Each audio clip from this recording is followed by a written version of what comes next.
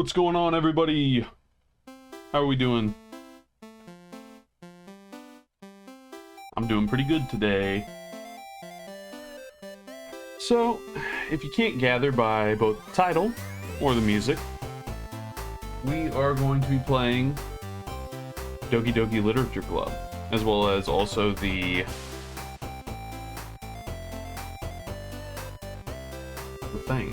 thing right there that says what I'm going to be playing today. Doki Doki Literature Club.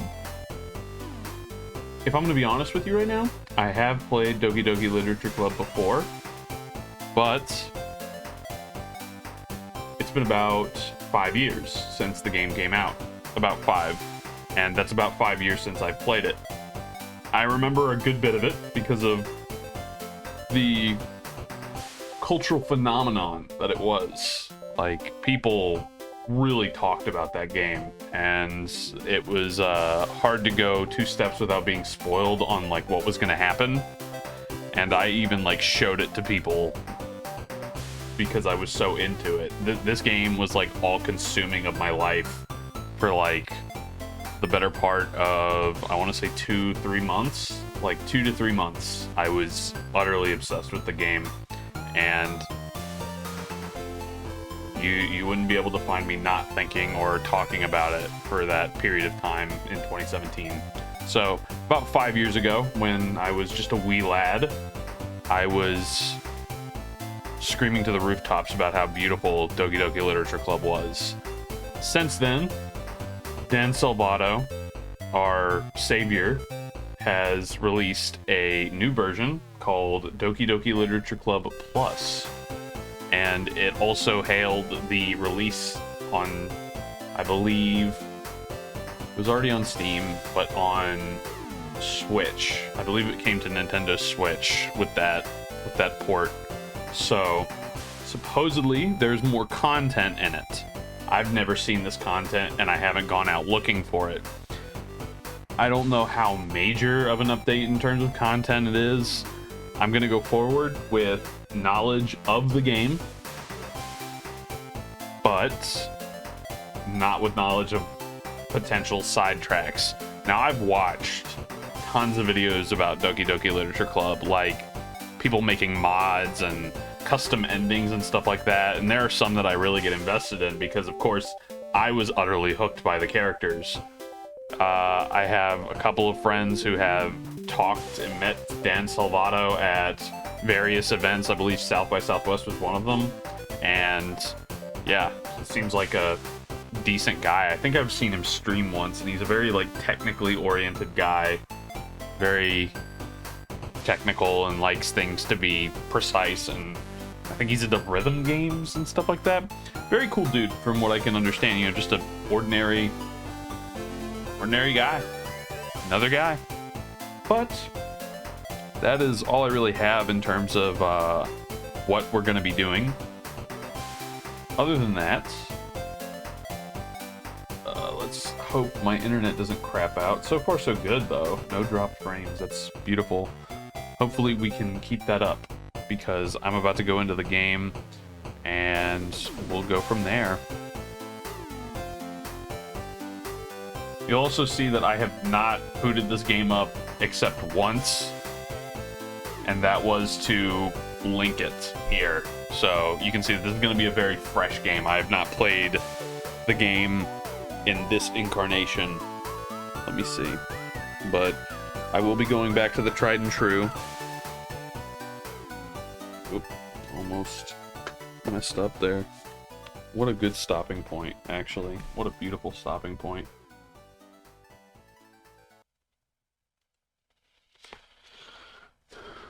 To be going back into this, and let's open up Doki Doki Literature Club, the game.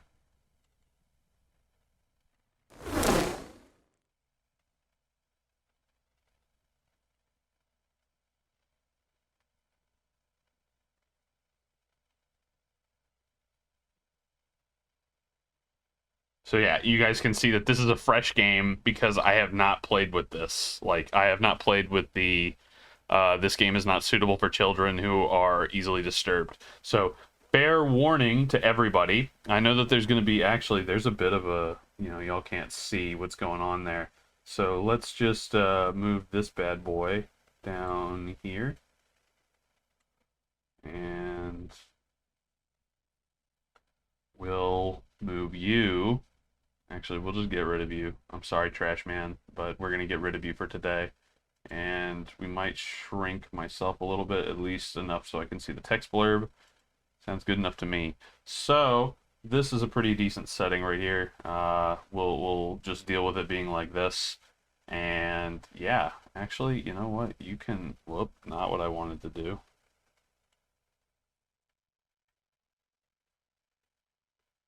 Not what I wanted to do again. Stop. It's grabbing the wrong thing. Let's grab here. Shrink that down a little bit so you guys can see that. Okay, cool. We got that. Let's grab the logo. Move the logo over to here.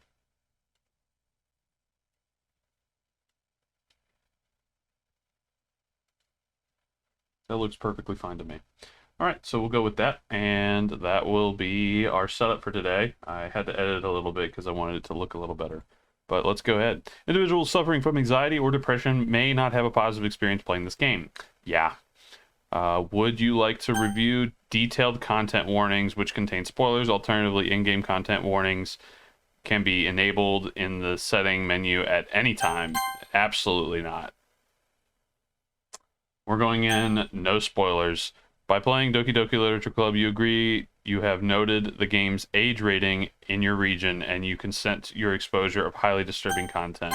Yep, it's really... That's a lot more than it was. There it is, baby.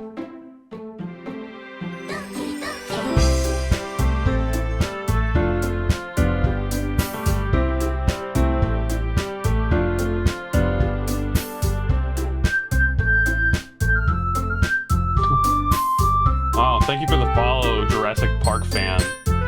Thank you for joining. My audio is a bit loud right now. So let's try to get out and...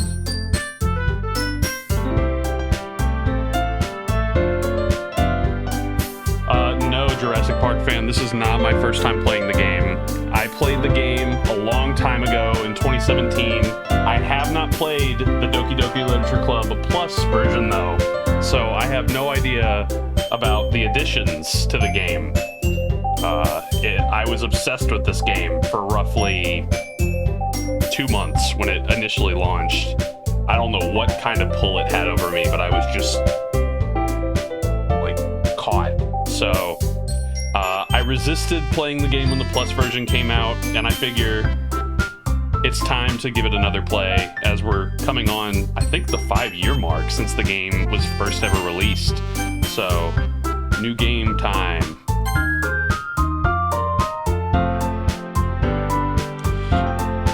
Name time. Yeah, we're just gonna go with Roy boy. That's me. Hey! I see an annoying girl running towards me from the distance, waving her arms in the air like she's totally oblivious to any attention she might draw to herself. That girl is Sayori, my neighbor and good friend since we were children. You know, the kind of friend you'd never see yourself making today, but it just kind of works out because you've known each other for so long.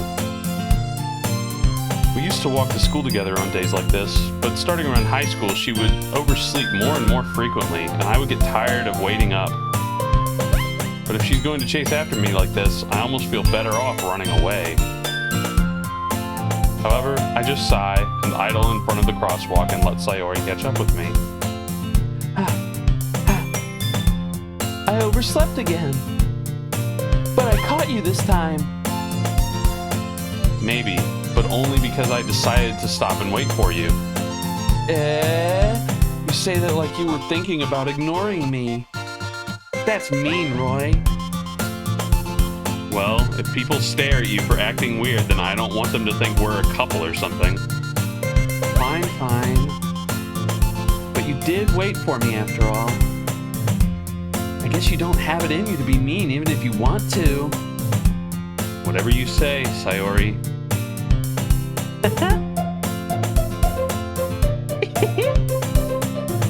We cross the street together and make our way to school.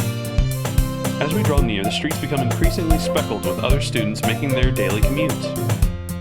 By the way, Roy, have you decided on a club to join yet? A club? I told you already. I'm sorry, wrong voice. There's gonna be a lot of that. I told you already, I'm not interested in joining any clubs. I haven't been looking either. That's not true. You told me you would join a club this year. Did I? I'm sure it's possible that I did in one of our many conversations where I dismissively go along with whatever she's going on about. Sayori likes to worry a little too much about me when I'm perfectly content just getting by on the average while spending my free time on games and anime.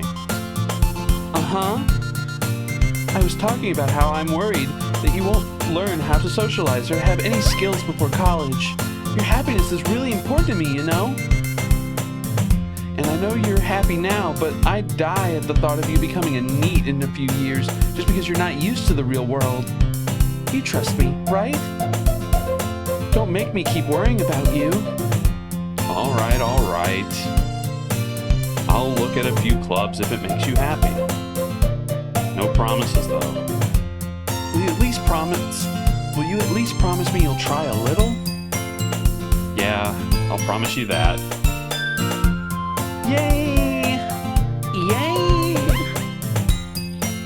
Why do I let myself get lectured by such a carefree girl? Oh, thanks for following the Discord server, Jurassic Park fam. I try to post community events on there, and also there are meme reviews in the meme channel. So once you get approved, I think after a certain amount of time, it's just going to check you, and then you can start posting in there. There's a lot of cool people in there. Well, a few cool people in there, and there's a meme channel where you can just post memes and I'll go over them in my monthly meme review, and also server links whenever I do community events, which happens occasionally. So welcome to the Roaring Fire, Jurassic Park fan. Why do I let myself get lectured by such a carefree girl? More than that, I'm surprised I even let myself relent to her. I guess seeing her worry so much about me makes me want to ease her mind at least a little bit, even if she does exaggerate everything inside of her head. The school day is as ordinary as ever, and it's over before I know it. After packing up my things, I stare blankly at the wall, looking for an ounce of motivation. Clubs. Sayori wants me to check out some clubs. I guess I have no choice but to start with the anime club. Hello? Sayori? Sayori must have come into the classroom while I was spacing out. I look around and realize that I'm the only one left in the classroom. I thought I'd catch you coming out of the classroom, but I saw you were just sitting here and spacing out, so I came in. Honestly, you're even worse than me sometimes. I'm impressed. You don't need to wait up for me if it's going to make you late to your own club. Well, I thought you might need some encouragement, so I thought, you know. Know what? Well, that you could come to my club. Sayori. Yeah? There is no way I'm going to your club. Meanie? Sayori is the vice president of the literature club. Not that I was ever aware that she had any interest in literature. In fact, I'm 99% sure she only did it because she thought it would be fun to help start a new club. Since she was the first one to show interest after the one who proposed the club, she inherited the title Vice President. That said, my interest in literature is guaranteed to be even less. Yeah, I'm going to the anime club. Come on, please. Why do you care so much, anyway? Well, I kinda told the club yesterday I would bring in a new member. And Natsuki made cupcakes and everything. Don't make promises you can't keep. can't tell if Sayori is really that much of an airhead, or if she's so cunning as to have planned all of this out. I let out a long sigh. Fine, I'll stop by for a cupcake, okay? Yes, let's go! And thus, today marks the day I sold my soul for a cupcake. That's a classic line. I love that one. That's a good one. I dejectedly follow Sayori across the school and upstairs, a section of the school I rarely visit. Sayori, full of energy, swings open the classroom door. Everybody, the new class member is here! I told you, don't call me a new member. I glance around the room. Welcome to the Literature Club. It's a pleasure meeting you.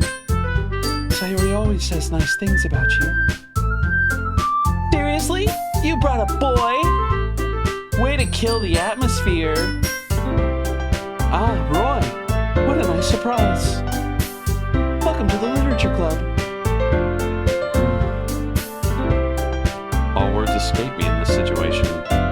This club is full of incredibly cute girls. What are you looking at?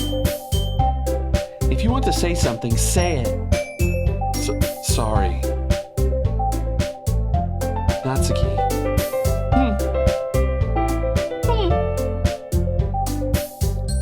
The girl with the sour attitude, whose name is apparently Natsuki, is one I don't recognize. Her small figure makes her look like a first-year student. She's also the one who made cupcakes, according to Sayori. You can just ignore her when she gets moody. Sayori says that quietly into my ear. Just ignore her when she gets moody. Sayori says that quietly into my ear, then turns back to the other girls. Anyway, this is Natsuki, always full of energy.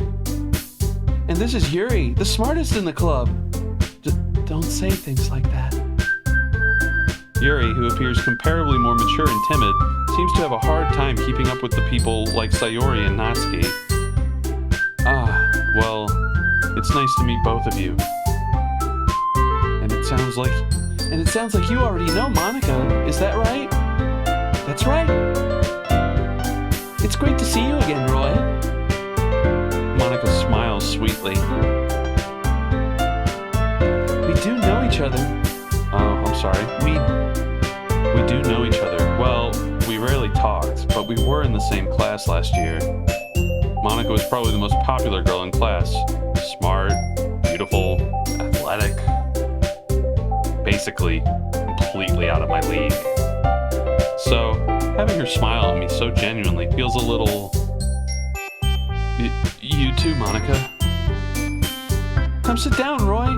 We made room for you at the table so you can sit next to me or Monica. I'll get the cupcakes. Hey, I made them. I'll get them. Sorry, I got a little too excited. Then how about I make some tea as well? The girls have a few desks arranged to form a table.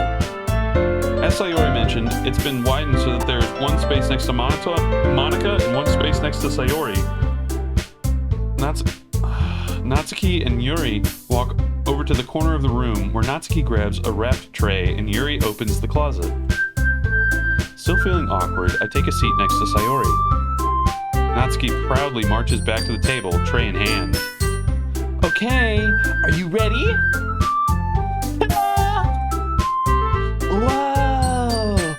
Whoa, dude, radical! Natsuki lifts the foil off the tray to reveal a dozen white, fluffy cupcakes decorated to look like little cats. The whiskers are drawn with icing, and little pieces of chocolate were used to make the ears. So cute! I had no idea you were this good at baking, Natsuki. Well, you know. Just hurry and take one. Sayori grabs one first, then Monica. I follow. It's delicious. Sayori talks with I called it. Yes, I knew she was going to have her mouth full. Sayori talks with her mouth full and already has managed to get icing on her face. I turn the cupcake around on my fingers, looking for the best angle to take a bite. Natsuki is quiet. I can't help but notice her sneaking glances in my direction. Is she waiting for me to take a bite? I finally bite down. The icing is sweet and full of flavor. I wonder if she made it herself. This is really good. Thank you, Natsuki. Why are you thanking me? It's not like I heard this somewhere before. Made them for you or anything. I thought you technically did. Sayori said. Well, maybe. But not for you know, you. Dummy. There she is. Our little girl. Our little girl. Oh, I touched the... Come on. There we go. There's our little girl. Yeah. All right. I give up on Natsuki's weird logic and dismiss the conversation. Yuri returns to the table, carrying a tea set. She carefully places a teacup in front of each of us before setting down the teapot next to the cupcake tray. You keep a whole tea set inside this classroom? Don't worry, the teachers gave us permission. After all, doesn't a hot cup of tea help you enjoy a good book? I guess.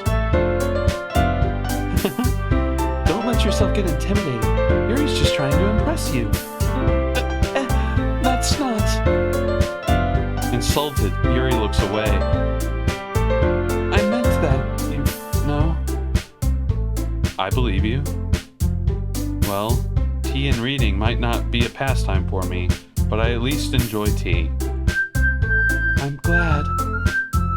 Yuri faintly smiles to herself in relief. Monica raises an eyebrow, then smiles at me. So, what made you consider the literature club? I was afraid of this question. Something tells me I shouldn't tell Monica that I was practically dragged here by Sayori. Well, I haven't joined any clubs yet, and Sayori seemed really happy here, so... That's okay. Don't be embarrassed. We'll make sure you feel right at home, okay? As president of the literature club, it's my duty to make the club fun and exciting for everyone. Monica, I'm surprised. Odoroita yo. How come you decided to start your own club? You could probably be a board member for any of the major clubs. Weren't you a leader of the debate club last year? Well, you know, to be honest, I can't stand all of the politics around the major clubs. It feels like nothing but arguing about the budget and publicity and how to prepare for events. I'd much rather take something I personally enjoy and make something special out of it. And if it encourages others to get into literature, then I'm fulfilling that dream. Monica really is a great leader. Yuri also nods in agreement. Then I'm surprised there aren't more people in the club yet. It must be hard to start a new club. You could put it that way. Not many people are very interested in putting out all the effort to start something brand new. Especially when it's something that doesn't grab your attention, like literature. You have to work hard to convince people that you're both fun and worthwhile.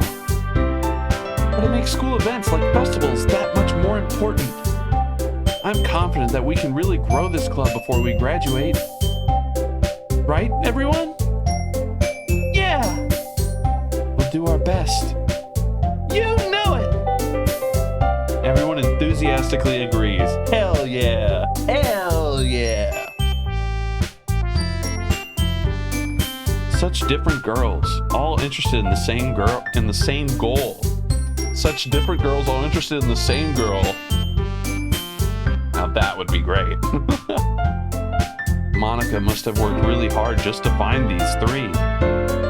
Maybe that's why they're all so delighted by the idea of a new member joining.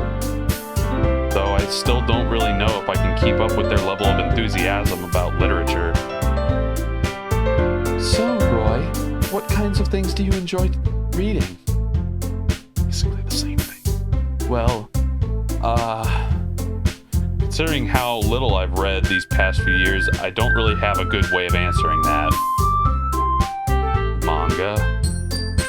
I mutter quietly to myself, half joking. Natsuki's head suddenly perks up. It looks like she wants to say something, but she keeps quiet. Not much of a reader, I guess. Well, that can change. What am I saying? I spoke without thinking after seeing Yuri's sad smile. Anyway, what about you, Yuri? Well, let's see.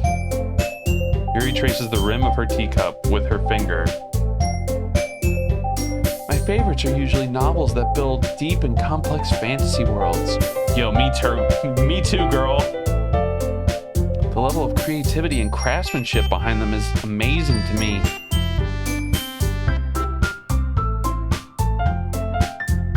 And telling a good story in such a foreign world is equally impressive. Yuri goes on, clearly passionate about her reading. She seems so reserved and timid since the moment I walked in, but it's obvious by the way her eyes light up that she finds comfort in the world of books, not people. But you know, I like a lot of things. Stories with deep psychological elements usually immerse me as well.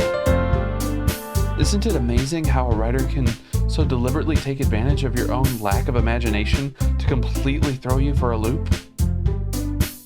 Anyway, I've been reading a lot of horror lately. I read a horror book once. I desperately grasp at something I can relate to at the minimal level. At this rate, Yuri might as well be having a conversation with a rock. I got a rock. Really? I wouldn't have expected that, Yuri. For someone as gentle as you? I guess you could say that. But if a story makes me think or takes me to another world, then I can't really put it down. Surreal horror is often very successful at changing the way you look at the world, if only for a brief moment. I hate horror! Oh? Why is that? Well, I just... Natsuki's eyes dart over to me for a split second. Never mind! That's right. You usually like to write about cute things, don't you, Natsuki? What? What gives you that idea?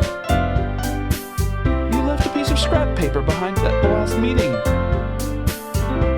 It looked like you were working on a poem called Don't Sing It Out Loud! And give that back! Fine. Your cupcakes, your poems, everything you do is just as cute as you are. Sayori sidles up behind Sayori and puts her hands on her shoulders.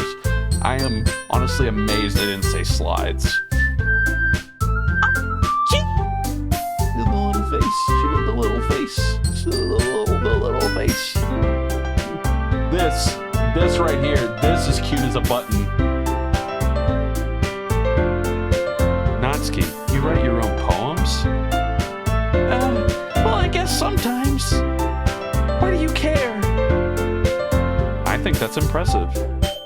Sugoi daro. Why don't you share them sometime? No! Natsuki averts her eyes. You wouldn't like them. Not a very competent writer yet? I understand how Natsuki feels. Sharing that level of writing takes more than just competence. The truest form of writing is to oneself. The truest form of writing is writing to oneself. Preach it, girl. Preach it. Preach it. You must be willing to open up to your readers, exposing your vulnerabilities. places of your heart. Christ, is that what I'm doing with my life? Do you have experience writing too, Yuri? Maybe if you share some of your work, you can set an example and help Natsuki feel comfortable enough to share hers. I guess it's the same for Yuri. Aw, I wanted to read everyone's poems.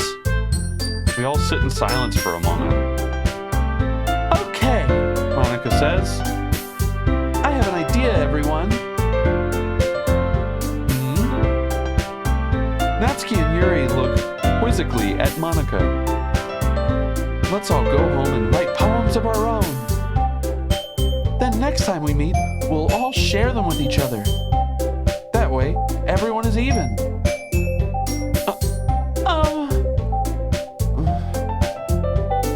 Yeah, let's do it. Plus, now that we have a new member, I think it will help all of us get a little more comfortable with each other and strengthen the bond of the club. Isn't that right, Roy? Say that again. Strengthen the bond of the club. We're gonna be strengthening some bonds, all right. One of them probably being my sanity.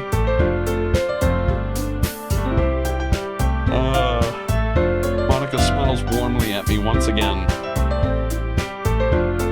Hold on, there's still one problem. What's that? Now that we're back to the original topic of me joining the club, I bluntly come forth with what's been on my mind the entire time. I never said I would join this club. Sayori may have convinced me to stop by, but I never made any decision. I still have other clubs to look at, and, I lose my train of thought. All four girls stare back. Oh my god, I can't do it. Stop looking at me like that. Oh, it crushes my soul. Stop. They're all like, ugh. All four girls stare back at me with dejected eyes. Yeah, I feel that. But I'm sorry. I thought...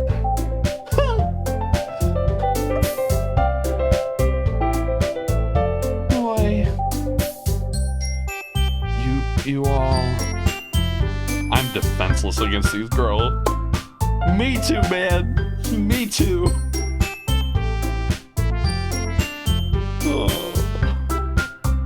How am I supposed to make a clear-headed decision when it's like this? That is, if writing poems is the price I need to pay in order to spend every day with these beautiful girls. He said it. He said exactly why everyone is here. He shoots straight to the point. This is exactly why we're here. It's the price we gotta pay, man. Gotta take a bullet for mankind here. Just have to study literature for the wham.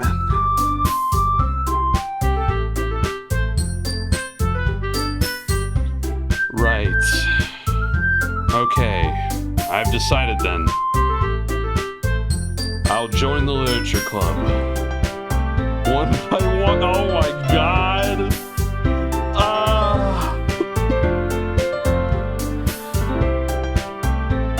Fuck you, Dan. Why do you do this to me?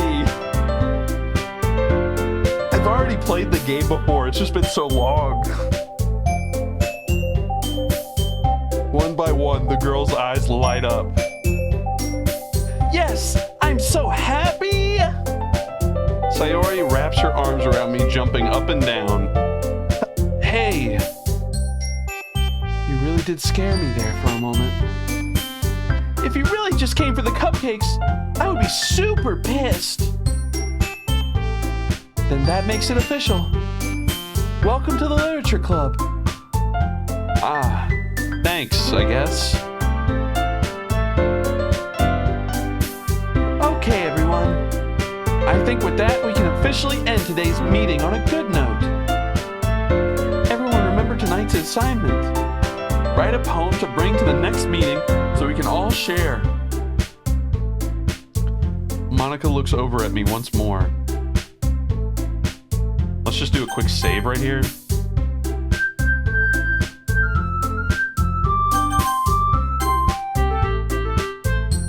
Roy, I look forward to seeing how you express yourself.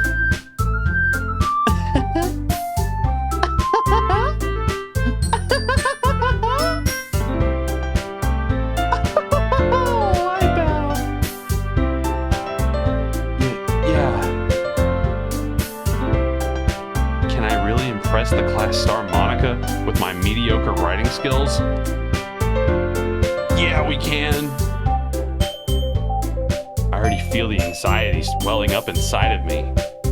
Meanwhile, the girls continue to chit-chat as Yuri and Natsuki clean up their food. Hey, Roy, since we're done here, do you want to walk home together? That's right. Sayori and I never walk home together anymore because she always stayed after school for clubs. Sure, might as well. Yay! Yay! With that, the two of us depart the club room and make our way home. The whole way, my mind wanders back and forth between the four girls. Sayori, Natsuki, Yuri, and of course, Monica.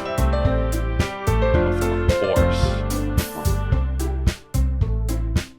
Will I really be happy spending every day after school in a literature club? Perhaps I'll have the chance to grow closer to one of these girls.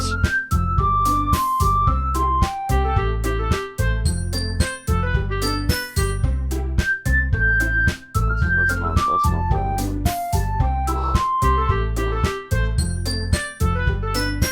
We're gonna grow closer, all right. Getting steamy up in here. Put her bag right next to me. All right. I'll just need to make the most of my circumstances, and I'm sure good fortune will find me. And I guess that starts with writing a poem tonight.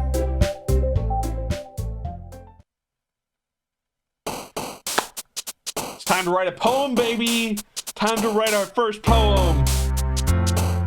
Pick words you think your favorite club member will like. Something good might happen with whoever likes your poem the most. I'm not going to aim, because I've technically gone for every girl already before. I'm just going to pick answers I want to pick. Like, among a list of words, I'm just going to pick a random word that I think that I like, and not to try to get with the girls, actually. So I'm not gonna play this the way the game wants me to. Vivid, happiness, anger, jump, heartbeat, nightgown, sing, cheer, hurt, ambient.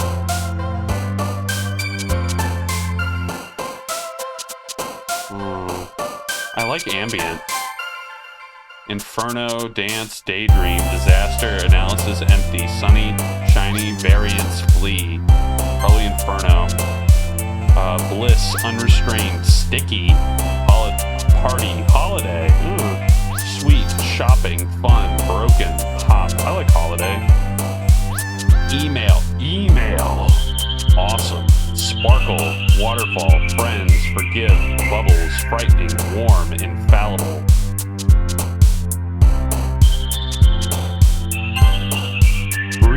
Universe, pleasure, beauty, sadness, anime, sunset, alone, summer, time. That was obvious. Cage, sensation, spinning, adventure, childhood, skirts, extraordinary, pure, silly, judgment. Adventure sounds nice. Melancholy, vivacious, chocolate, embrace, smile, nibble, doki doki, fear, amazing, treasure, well, of course. Raindrops, despise, rain cloud, meager, cry, candy, milk, desire, crimson, landscape.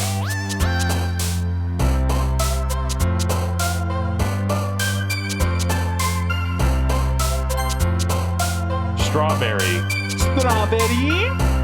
precious, misfortune, fireworks, shame, Games. Games? Something of a gamer myself. Hopeless. Hopeless. Playground. Marriage. Dazzle. Marriage. I just got an achievement. Doki Doki Poetry Slam? I don't even know how I do that. Shame. Misfortune. Precious. Games. Strawberry. Infinite. Clumsy. Lipstick. Anxiety. Anxiety. Promise. Incapable. Cheeks. Cheeks. More like slap them cheeks, boys. Time to slap them cheeks. Portraits. Electricity. Blankets. We are Thomas Edison, and we're going to slap the cheeks. That was an interesting pick. The Zone, Horror, Peace, Unending, Destiny, Vacation, Hope, Heaven Sent, Dark, Vibrant, Disown,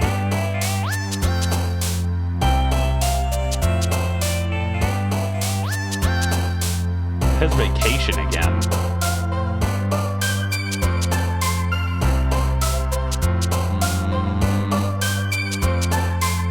I'm going between Peace, Hope, and Destiny. Hope. Whirlwind, Lucky, Ribbon, Kiss, Loud, Music, Extreme, Swimsuit, Prayer, Unstable. So Swimsuit is already like one of them. Music is a good one. I don't know about Kiss. I don't know about Kiss. That's a little too far too fast. Like, let's slow it down, boys. Let's slow it down. Take it slow. Maybe do some prayer studies with her first. I'm praying to Phoebus. But also I like Lucky. I've already established I'm a degenerate. We're going with the swimsuit. Again. Lust. Calling me out right now. Intellectual.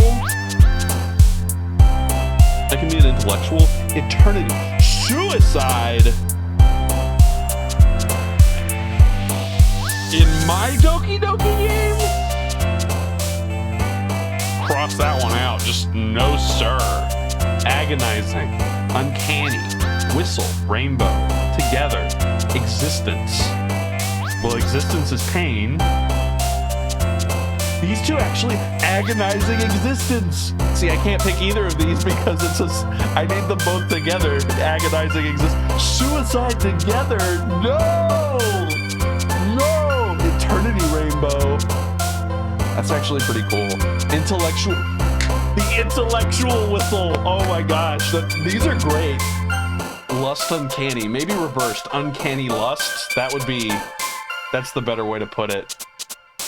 Or maybe it's saying lust, question mark, uncanny, like a commentary on it. But I like intellectual whistle and eternity rainbow. We're gonna go with intellectual whistle. She liked whistle. Interesting. Memories. Memories, joy, comfort, giggle, secretive, excitement, rose, misery, journey, vertigo. So I think I found a better way that I'm going to do this. Memories, excitement. Excitement memories? I don't know. That one's not really making much sense to me. Joy rose. I would like my joy to rise.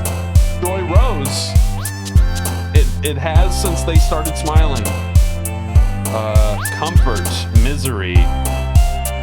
Comfort, misery? That's a good deed. That's a good deed. Giggle journey. I've been on quite a few giggle journeys, if you believe me. Secretive vertigo. Secretive vertigo. I mean, I guess that's a thing. You can get vertigo and just not display signs, like just stone face it in, just like, no, I will not. So I like Giggle Journey. And I like Joy Rose. The first one doesn't make sense. So Joy Rose, Giggle Journey. Joy Rose and Giggle Journey. I like Giggle Journey better. So it's between Giggle and Journey. The Giggle in Giggle Journey made me laugh. So we're gonna go with Giggle. Disarray, Sugar, Dream, Heart, Essence, Atone, Flower, Clouds, Poof, Starscape. Poof, Starscape? So Disarray, Sugar. I guess it's just throwing sugar everywhere, like how to basic. Dream Heart. I'm a Dream Heart. Essence, Atone. I atone for my essence. My life. Flower Clouds. That's real. You can encounter that. Poof, Starscape.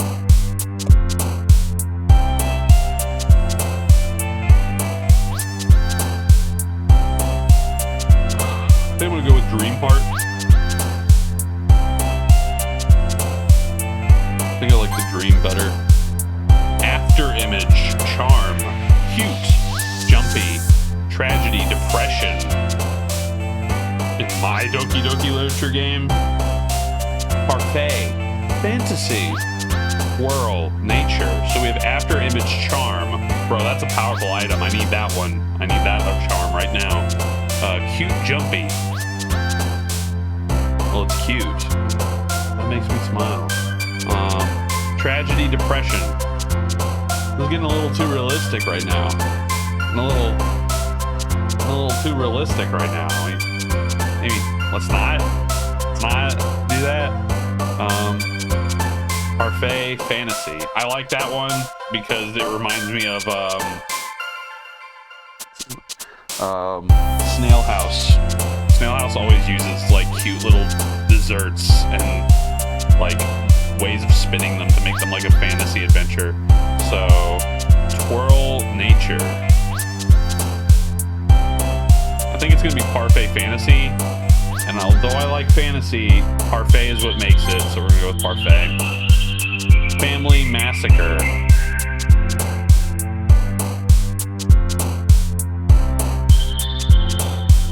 What is this game trying to do right now? What is it doing? Lazy Mouse. It's trying to call me out. Wonderful Laugh. Well, that's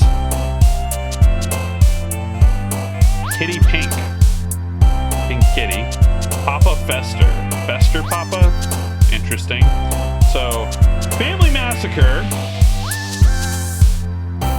That's pretty dark. Wonderful Laugh. I do like Wonderful Laugh. Let's go with Laugh. Fickle Socks. Tell me about it. Incongruent Climate. Incongruent Climax? Feather Lollipop. Fluffy Pain.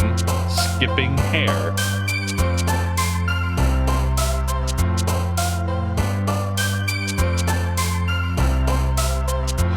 Fluffy Pain I like because it's a juxtaposition, because you would never imagine something fluffy also being painful.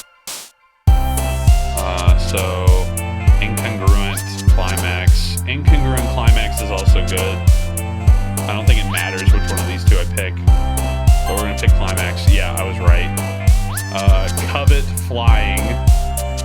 I too covet flying. Pout Graveyard.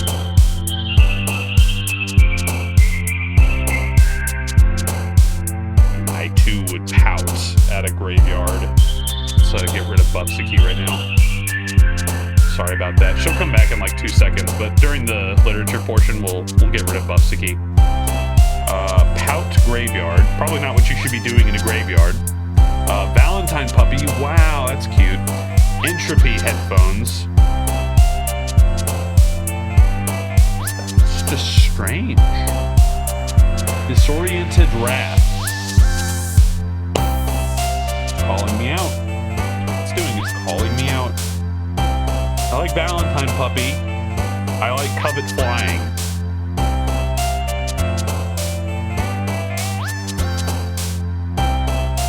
Oh, also like Disoriented Wrath a bit too. One of them has to go. Oh, it has to be Valentine Puppy. Covet Flying, Disoriented Wrath.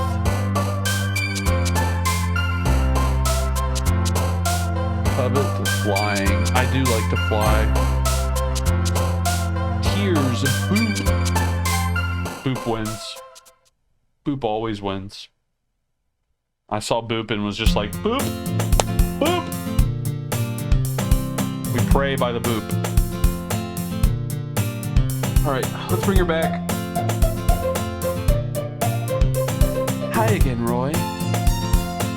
Glad to see you didn't run away on us. Nah, don't worry. This might be a little strange for me, but I at least keep my word. Well, I'm back at the literature club. I was the last to come in, so everyone else is already hanging out. Thanks for keeping your promise, Roy. I hope this isn't too overwhelming of a commitment for you, making you dive headfirst into literature when you're not accustomed to it. Oh, come on! Like he deserves any slack. Sayori told me you didn't even want to join any clubs this year. And last year, too. I don't know if you plan to just come here to hang out or what. But if you don't take it seriously, then you won't see the end of it. Natsuki, you certainly have a big mouth for someone who keeps her manga collection in the club room. Natsuki finds herself stuck between saying Monica and manga. I'm sorry, I have to permit my voice. Alright, I'm ready. Manga literature! I did my best. I want you to know that. I want you to know that. Welcome, Hormeek.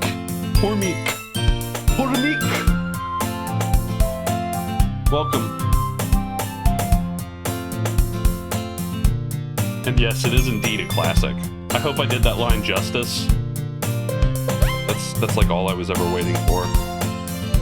Swiftly defeated, Natsuki plops back into her seat. Don't worry, guys. Roy always gives it his best as long as he's having fun. He helps me with busy work without me even asking. Like cooking, cleaning my room. How dependable. Sayori, that's because your room is so messy it's distracting. And you almost set your house on fire once. Is that so? You two are really good friends, aren't you? I might be a little jealous. How come? You and Roy can become good friends too.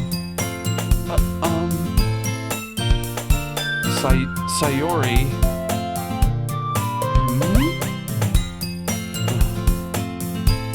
As usual, Sayori seems oblivious to the weird situation she just put me into. Oh. Ah, welcome. Thank you for the follow-up. Portamique.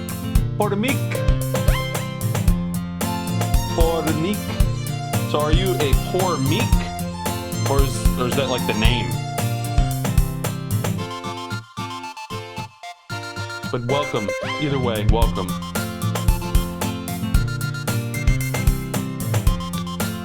Oh, Yuri even brought you something today, you know?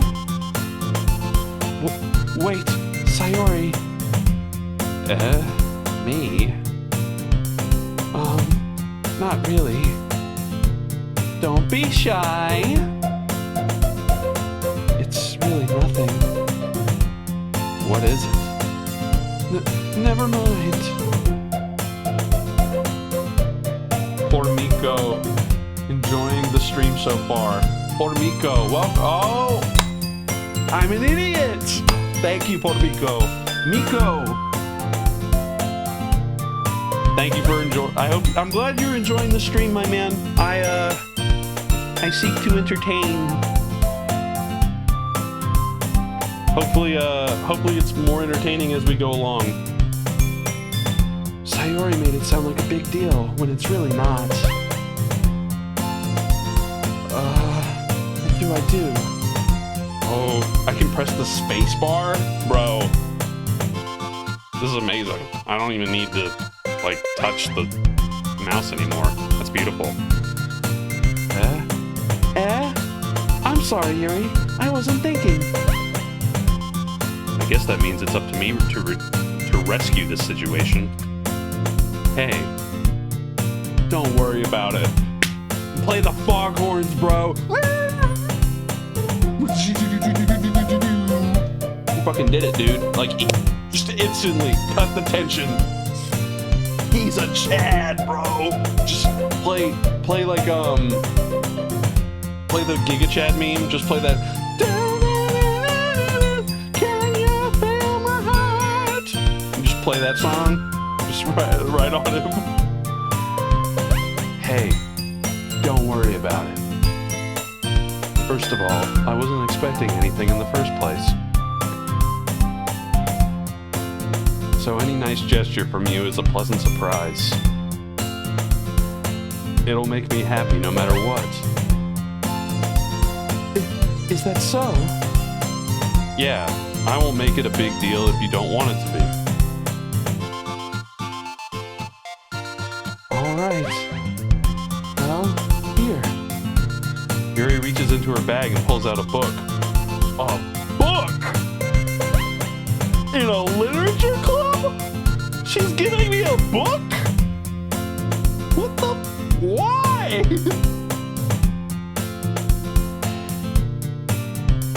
I didn't want you to feel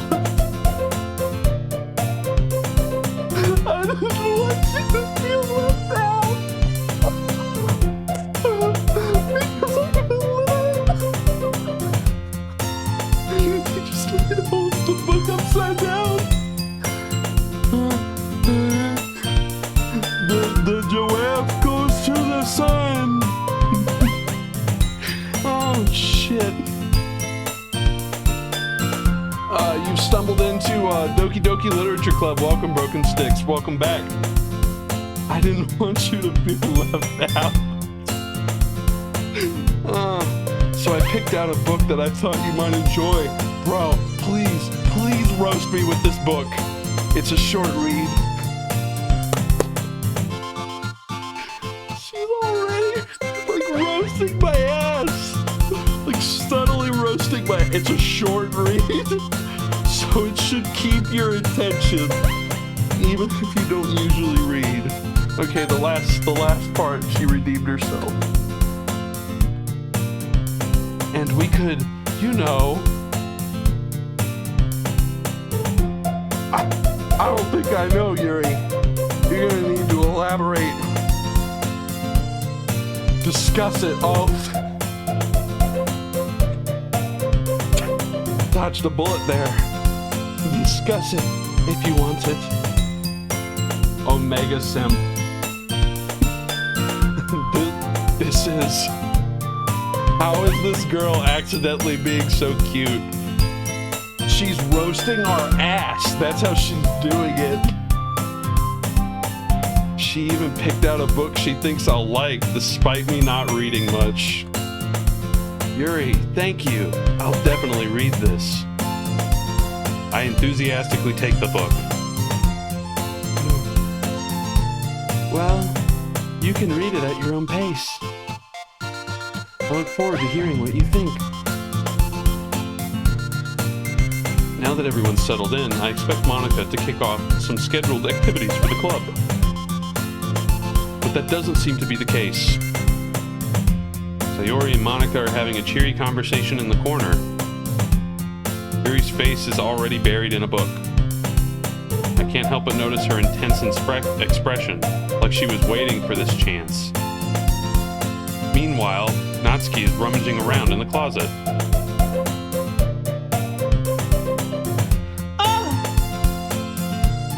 I hear Natsuki utter an exasperated sigh from within the closet. She seems to be annoyed by something. I approach her in case she needs a hand.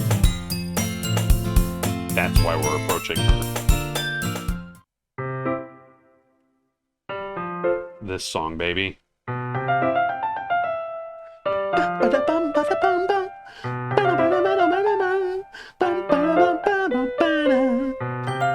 Yeah, I listened to the soundtrack, like, a lot.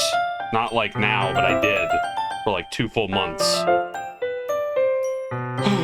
Plus, I played this game too much 5 years ago.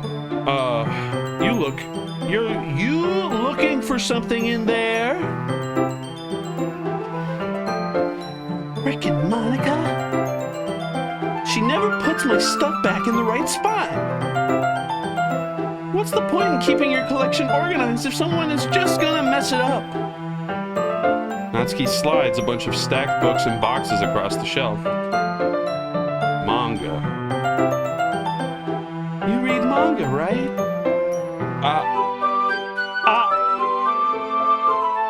Sometimes. Manga is one of those things where you can't admit you're really into it until you figure out where the other person stands.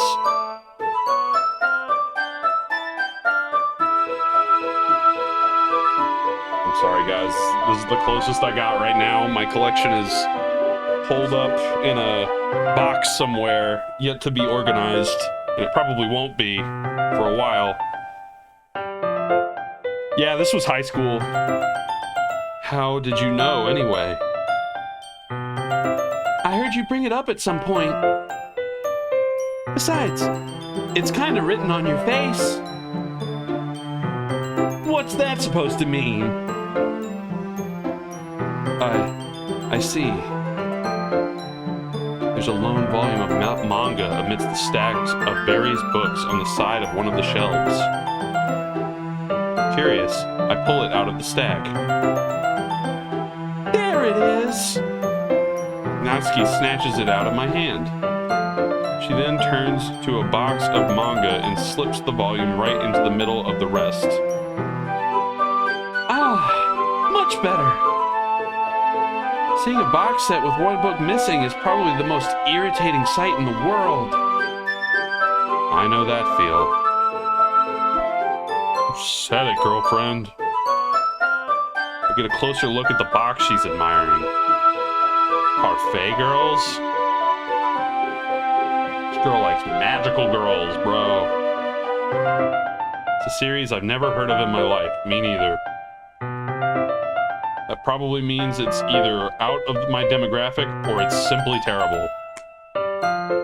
A true connoisseur of culture right here. He literally just said it's either out of my demographic or it's just straight up bad. Like, fucking trashed here. Thank you. If you're gonna judge, you can do it through the glass on that door. Points at the classroom door. Damn.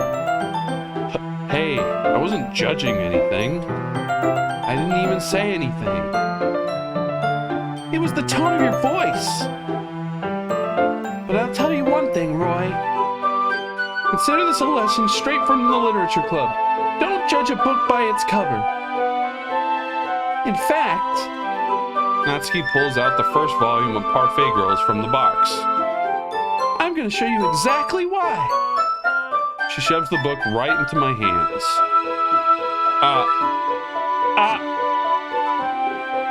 I stare at the cover. It features 4 girls in colorful attire striking animated feminine poses.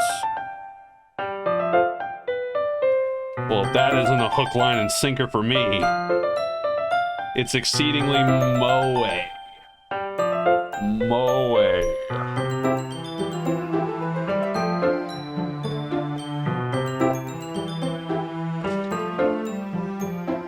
Sorry. I will relieve myself of the room now.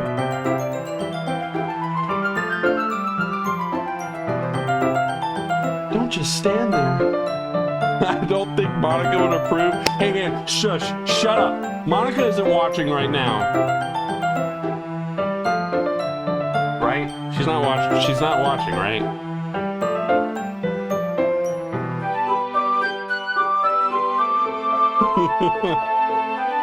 She clearly understands your taste better. So, I'm gonna say this quiet enough so she can't hear me, but Monica don't know shit.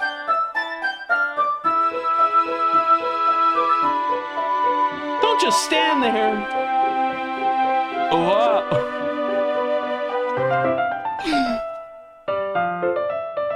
Sorry, I have to prepare myself for this one. Come on. Come on. You can do this. Nailed it. Natsuki grabs my arm and pulls me out of the closet. Thank you. I was stuck in there for so long, man. Someone had to do it. She then takes a seat against the wall beneath the windowsills. She pats the ground next to her, signaling me to sit there.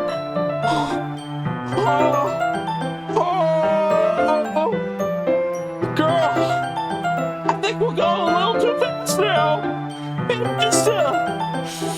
just a walk around the park. I don't know about all this now. Can't have the police coming in here, man.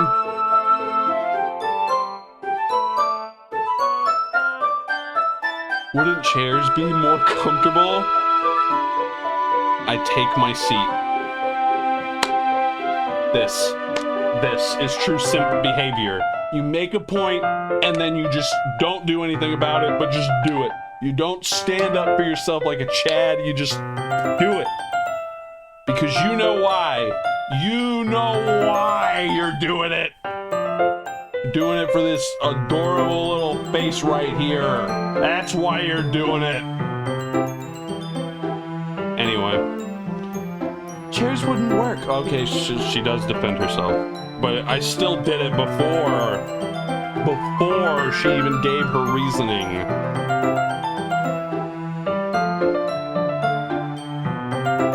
We can't read at the same time. No, girl. Didn't your parents ever teach you the cordial way of like mating process, like the cordial like dance, the courting dances, the courting and all that stuff? You don't just go straight into reading books together. You have to develop conversations and emotion. Why is that? I guess it's easier to be closer together like this. Finally, it's dawned. It's dawned on her head. Don't just say that. You'll make me feel weird about it. I ain't feeling weird about it at all, girl. No weird feelings here. Natsuki crosses her arms. She wasn't already crossing her arms. So, and scooches an inch away from me. I didn't take a shower today. Sorry. Sorry.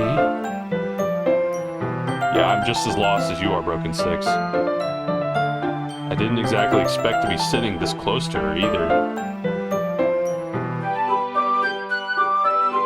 Not that I can say it's a particularly bad thing.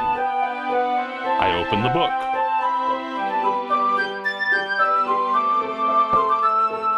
Today we're going to be reading my favorite book. It's called Harry Potter and the Bloodhounds. I opened right to the Midnight Duel.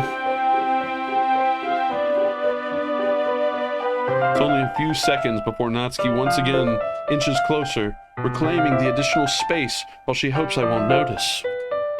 I can feel her peering over my shoulder, much more eager to begin reading than I am. Wow, how long has it been since I read the beginning? You don't go back and flip through the older volumes every now and again? Not really.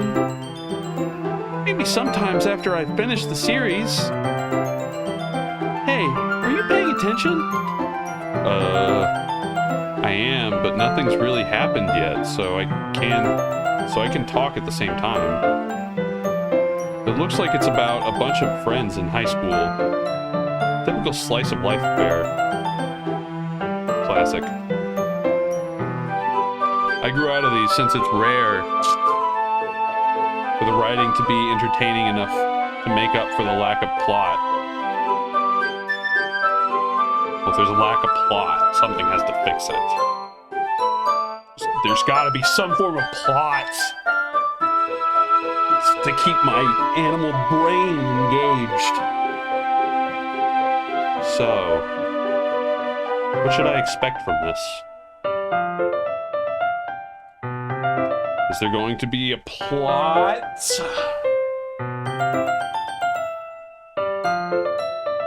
Well, obviously.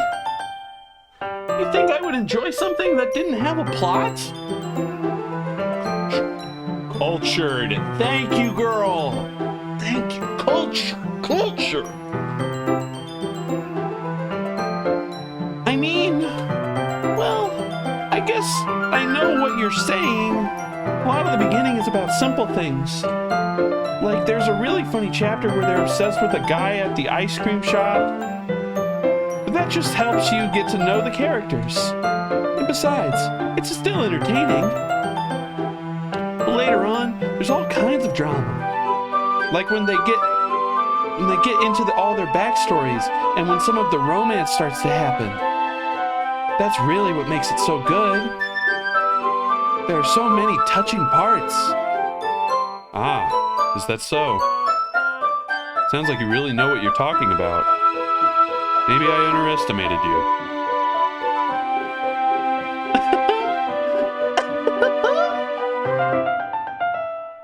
Hey, wait! What's that supposed to mean?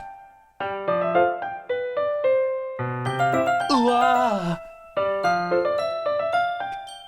Natsuki gives me a little shove. Drama about the ice cream shop, bro. That's what I live for. Hey man, did you go down to the snow cone shop the other day? Jerry totally dissed that girl. She's gonna die when she comes to school tomorrow.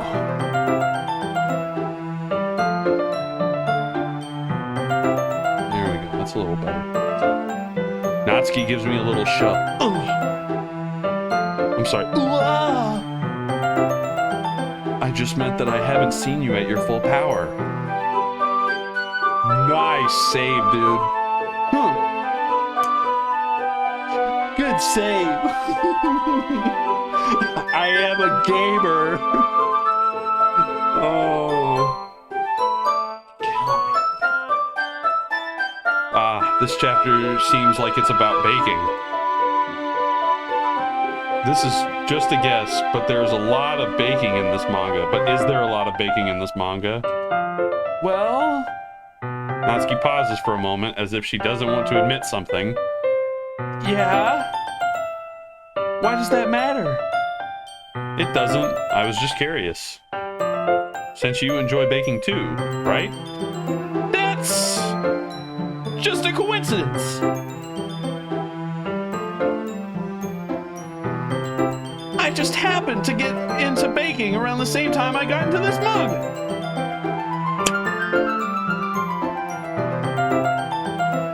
Like I would ever get into something because it's in a manga. Huh. Baka. You sussy baka. I feel bad for anyone that impressionable.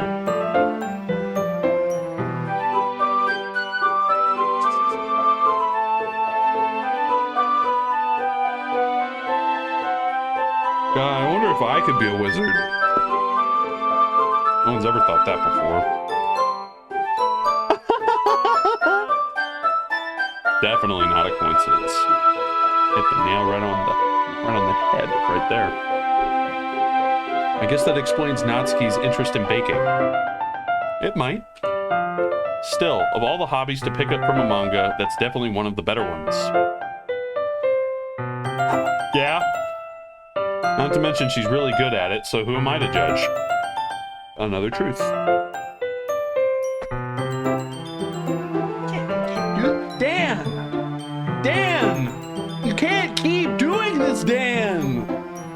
can't just do this. Destroy my brain and heart and every organ in between. The main one being my lungs. I need those to breathe.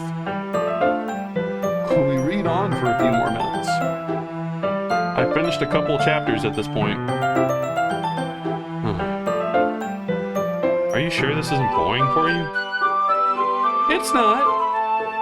Even though you're just watching me read? Well, I'm fine with that. If you say so. I guess it's fun sharing something you like with someone else. I always get excited when I convince any of my friends to pick up a series I enjoy. You know what I mean? You know what I mean? You don't?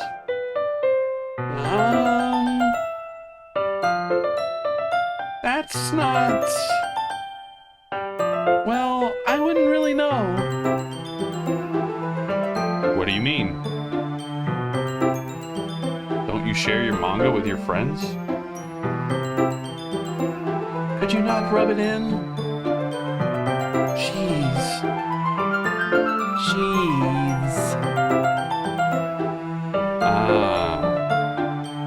Sorry.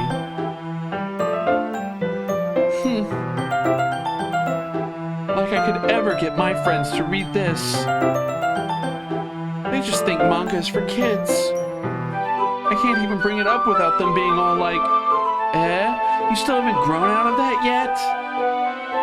Makes me want to punch them in the face. Calm down, girl. Calm down. Easy, girl!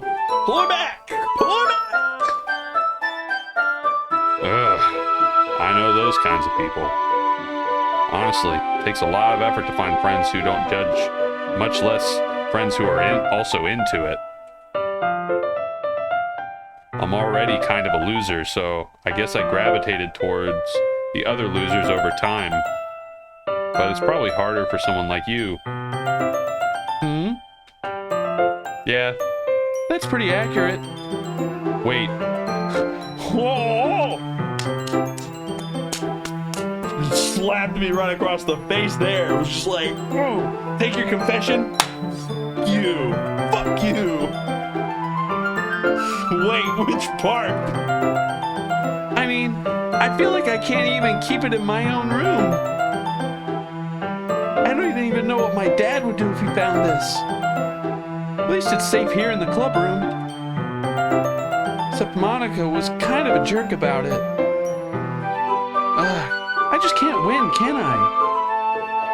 Well, it paid off in the end, didn't it? I mean, here I am, reading it. Well, it's not like that solves any of my problems. Maybe. But at least you're enjoying yourself, right?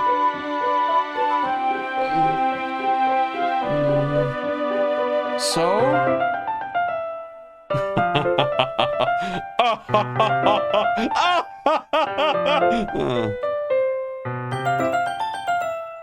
Jeez, that's enough. Sorry, she's coming down, and that's mainly because my voice is also starting to get hoarse. Are you gonna keep reading or what? Yeah. Flip the page. Suddenly, Natsuki starts laughing. I totally forgot that happens. Natsuki puts her finger on one of the panels. Minori is my favorite character. I always feel a little bad for her since she's so unlucky. But it gets especially bad when... I shouldn't be talking about that yet. Just finish this chapter. Natsuki's voice sparkles with excitement. It's a stark contrast to her usual bossy tone. But if she's not used to sharing her favorite manga with her friends, I can understand why. It's hard to express in words the feelings you get when connecting with someone like that. And being able to provide that to Natsuki, for whom it's a rare experience. The thought makes me smile a little bit to myself. Okay, everyone. Are you all ready with today's poems? Oh, come on! Could your timing be any worse? Sorry. I just need to make sure we have enough time. Though you do look pretty cozy over there.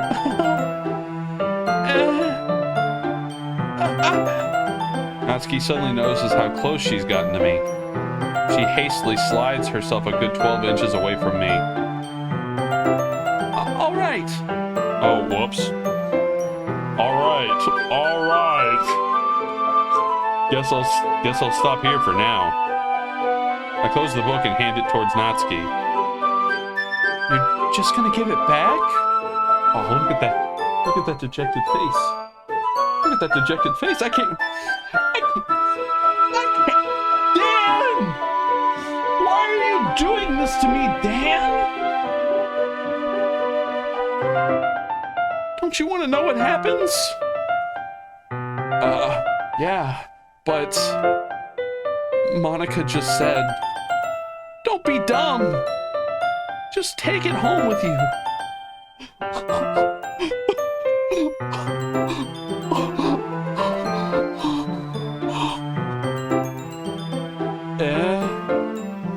Is that really all right? I say that mostly because I really didn't plan on using my spare time to read this. Well, of course. It would take forever to finish if you didn't take it home. Just finish that one before tomorrow, so we can start the next one. And if it gets bent, I'll kill you. By tomorrow? I've only got part way through the volume so far. I might fall behind on some shows if I try to get through this. I suppose that's a necessary sacrifice in exchange for seeing Natsuki's enthusiastic face, buddy.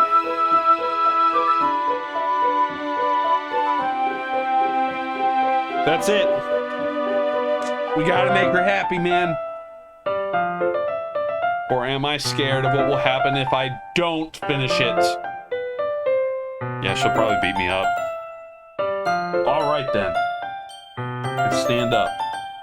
I return to where I put my stuff and carefully slip the book into my bag. By the way, did you remember to write a poem last night? Yeah. My relaxation ends. I can't believe I agreed to do something so embarrassing. So embarrassing. I couldn't really find much inspiration since I've never really done this before. Well, now that everyone's ready, why don't you find someone to share with? I can't wait! Sayori and Monica enthusiastically pull out their poems. Sayori's is on a wrinkled sheet of loose leaf torn from a spiral notebook. On the other hand, Monica wrote hers in a composition notebook. I can already see Monica's pristine handwriting from where I sit. Natsuki and Yuri reluctantly comply as well, reaching into their bags. I do the same myself.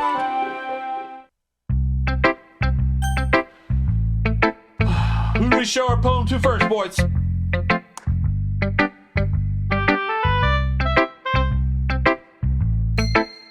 Who do we show our poem to? Who do we trust and love in? I'll let you guys kind of dictate a little bit of this.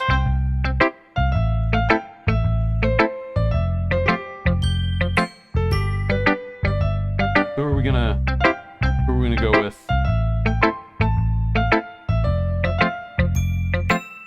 Natsuki? No.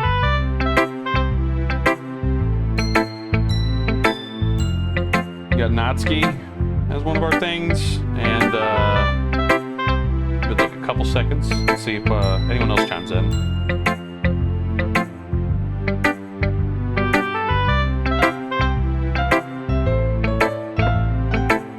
If there are no more votes, we're gonna go with Natsuki. I told Natsuki I was interested in her poems yesterday. It's probably only only fair if I shared mine with her first.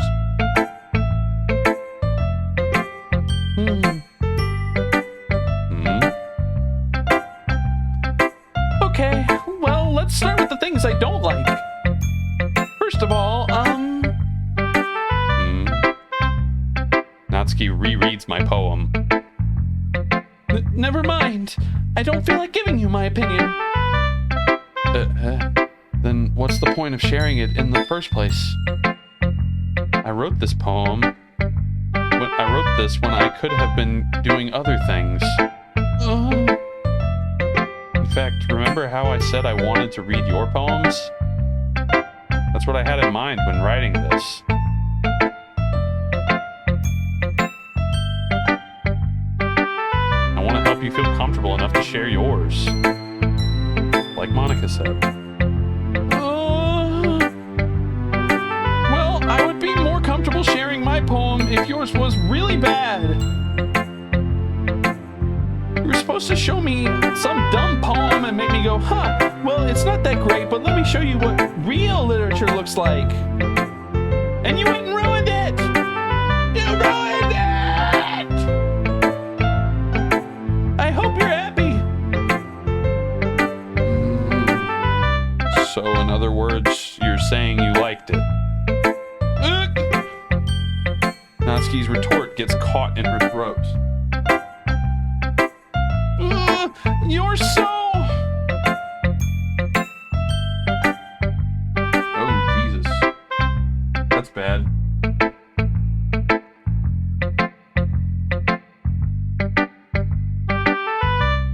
Give me a sec, boys. I can save this. Oh, did it come back? I think it came back. I think we're back, boys. We're back. We're back. We did it. I don't like doing this because it makes the frames drop like crazy. But I'm gonna go ahead and do it. Internet problems. The hallmark of my Twitch channel. The hallmark of my Twitch channel is internet problems. Yeah, I'm sorry to anyone that got kicked. Welcome back.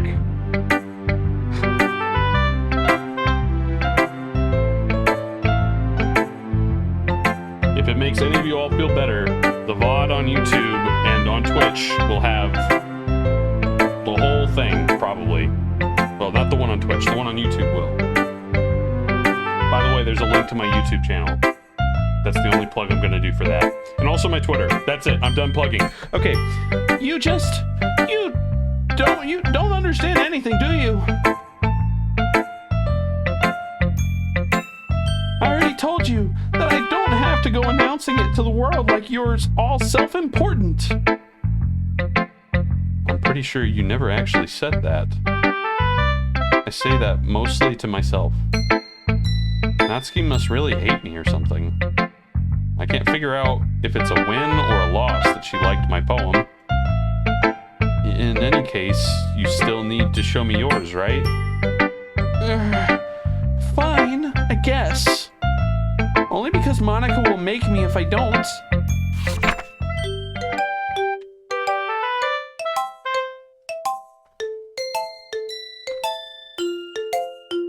I love this song in general, but I love all the variations. Natsuki's is probably my least favorite variation, but it's still just this song, baby.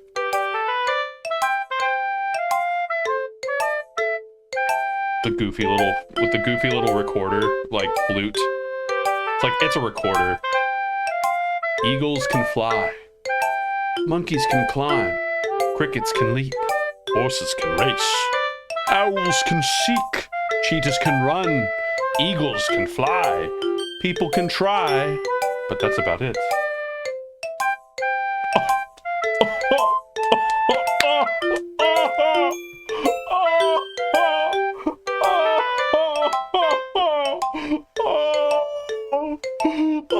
It's a masterpiece.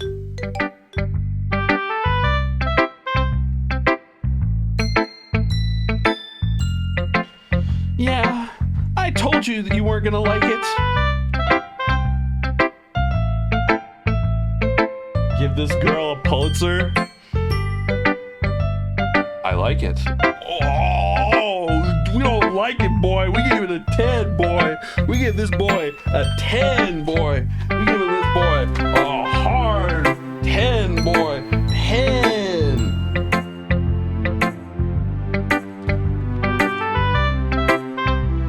We're giving this a 10, boy.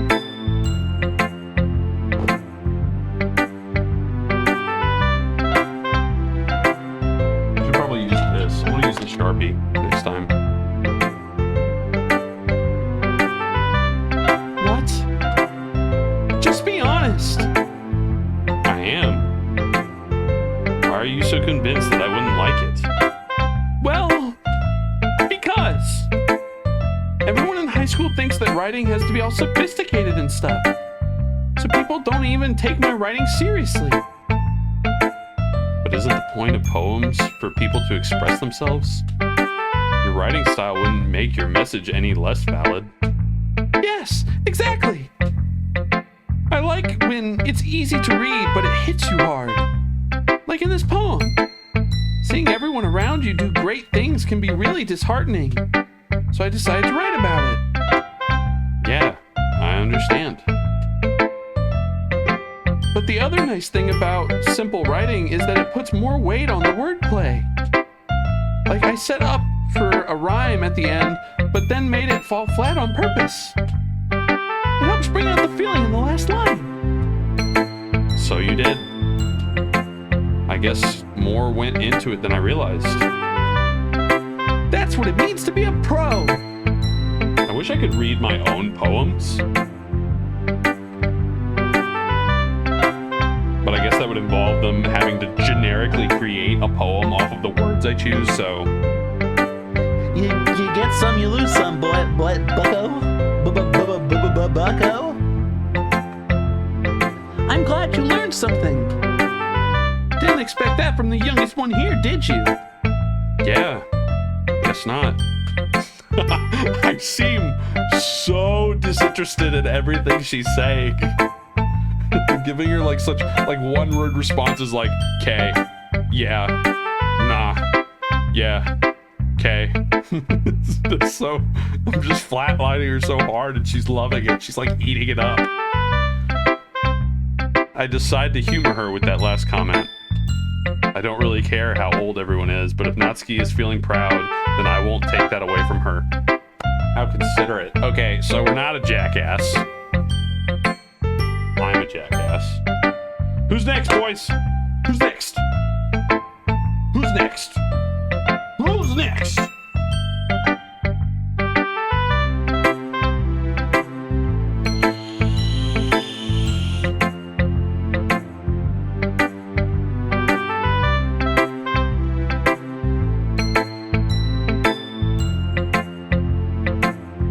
Monica?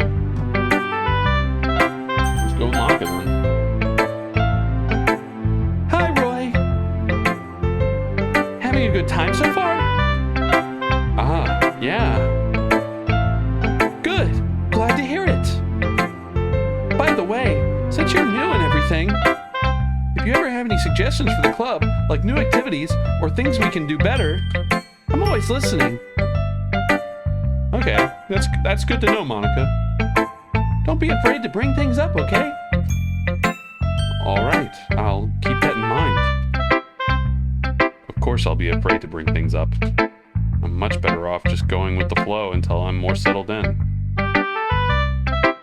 Anyway, want to share your poem with me? It's kind of embarrassing, but I guess I have to.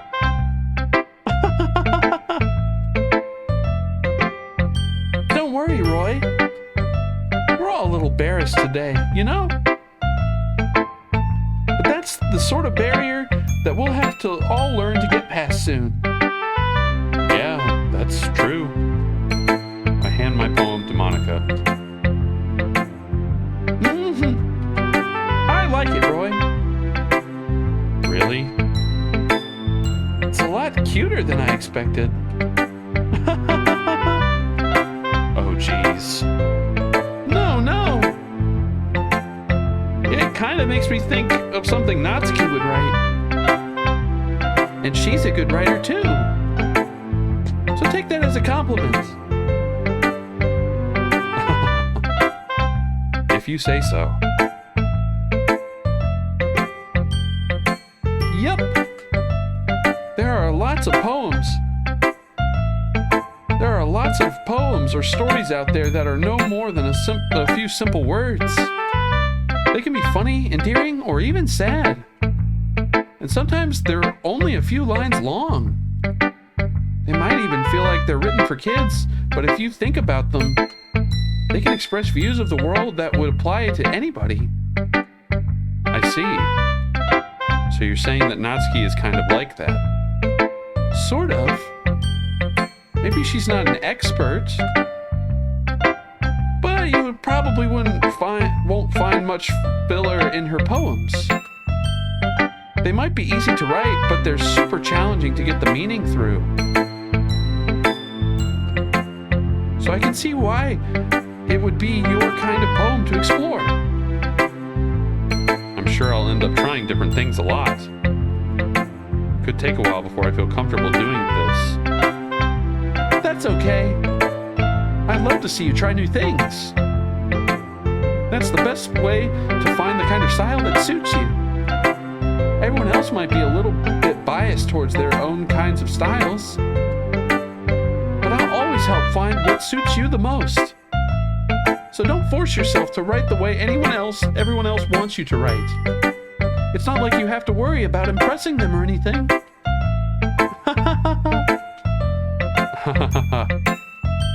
Anyway, do you want to read my poem now? Hell deep, bro. Hell deep. She's a hell deep.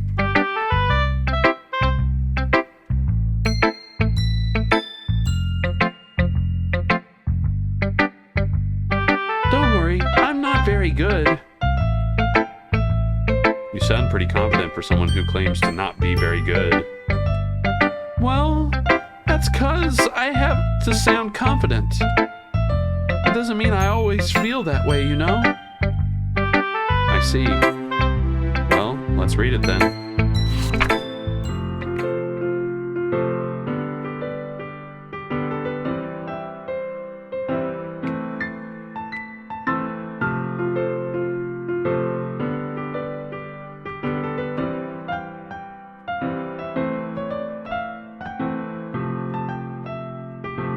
I won't do this every time. It's been so long. Hole in the wall. It couldn't have been me. See? The direction that the sparkle protrudes. The noisy neighbor? An angry boyfriend? I'll never know. I wasn't home. I peer inside for a clue. No, I can't see. I reel, blind, like a film left out in the sun. But it's too late. My retinas, already scorched with the permanent copy of a meaningless image. It's just a little hole. It wasn't too bright. It wasn't too deep, stretching forever into everything. A hole of infinite choices. I realize now that I wasn't looking in. I was looking out, and he, on the other side, was looking in.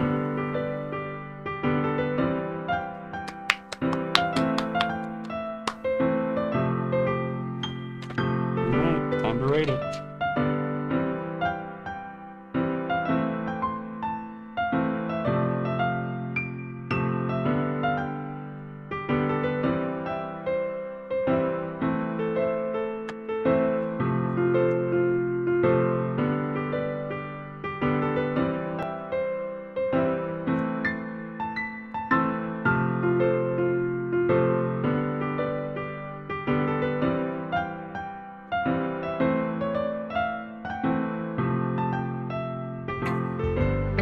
So, what do you think? It's very freeform, if that's what you call it. Sorry, I'm not really the right person to ask for feedback. It's okay. Yeah, that kind of style has gotten pretty popular nowadays. That is, a lot of poems have been putting emphasis on the timing between words and lines. When performed out loud, it can be really powerful. What was the inspiration behind this one? Well, I'm not sure if I know how to put it. I guess you could say that I had some kind of epiphany recently. It's been influencing my poems a bit. An epiphany. Yeah, something like that. I'm kind of nervous to talk about deep stuff like that because it's kind of coming on strongly. Maybe after everyone is better friends with each other. Anyway, here's Monica's writing tip of the day. Sometimes when you're writing a poem or a story, your brain gets too fixated on a specific point. If you try so hard to make it perfect, then you'll never make any progress. Just force yourself to get something down on the paper and tidy it up later. Another way to think about it is this. If you keep your pen in the same spot for too long, you'll just get a big dark puddle of ink. So just move your hand and go with the flow. That's my advice for today. Thanks for listening. All right, I'm gonna flip a coin for this one. Heads we go for Sayori, tails we go for Yuri. Ah! That was a very bad coin toss. It was also a pretty bad coin toss. That's tails, we go for Yuri, baby.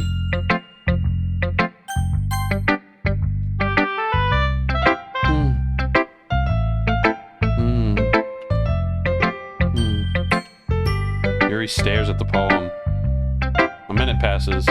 More than enough time for her to finish reading. Oh. Sorry. I forgot to start speaking. It's fine. Don't force yourself. I'm not. I just need to put my thoughts into words. Hold on.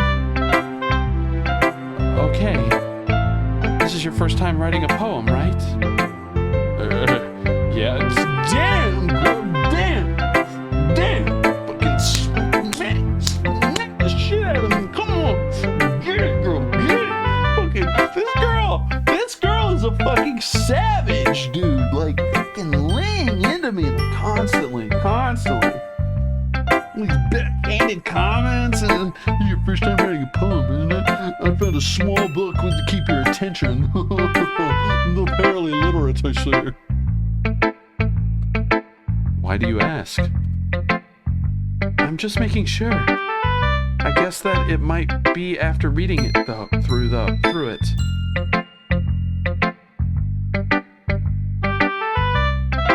Curran. Yuri is growing on me a bit. Yeah. She's cool. Ah, so it's that bad. No. Did I just raise my voice? I'm so sorry. Yuri buries her face in her hands. Oh God.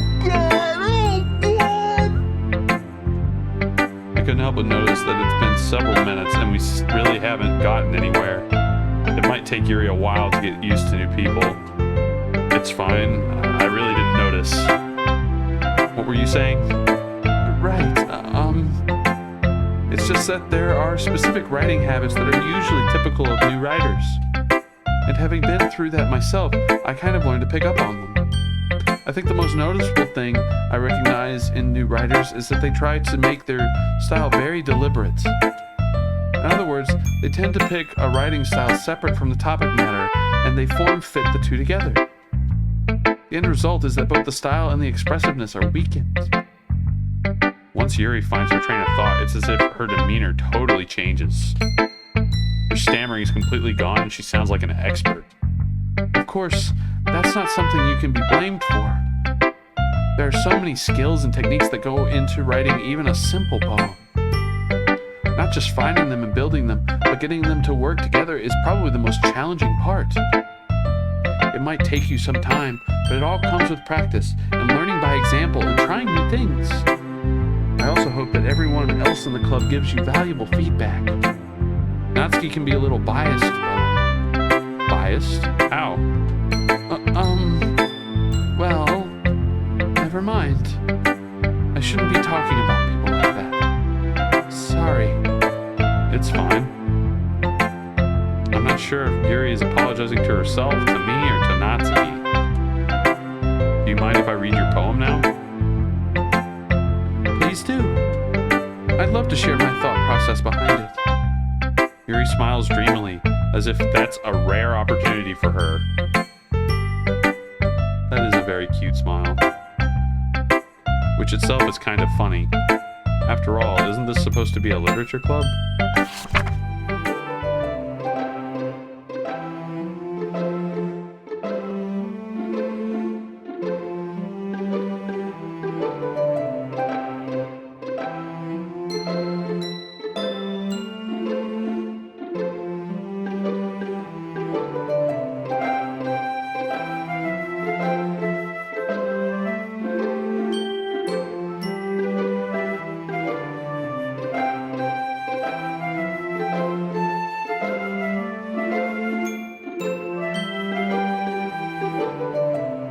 Listen, I love classical music, so I'm perfectly fine with this. Ghost under the light. The tendrils of my hair illuminate beneath the amber glow. Bathing. It must be this one. The last remaining streetlight to have withstood the test of time. The last yet to be replaced by the sickening blue-green hue of the future. I bathe, calm, breathing air of the present, but living in the past. The light flickers. I flicker back. Welcome to the chat, Monica. I didn't know that you were always listening, Monica. Always listening. This is what she meant by I'm always listening. She's here in the chat right now. Let's go. You just missed Monica's poem, actually. It was like just a few minutes ago. I'm sorry I have such terrible handwriting. What? This is a kidnapping. I'm going to down your Wait, do you have dogs? I don't have dogs. I wish I did. Anyway. I wasn't thinking that at all. But it took you a long time to read.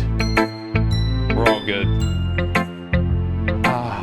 Don't worry, when my living situation improves, there will probably be a young furry rascal to join me.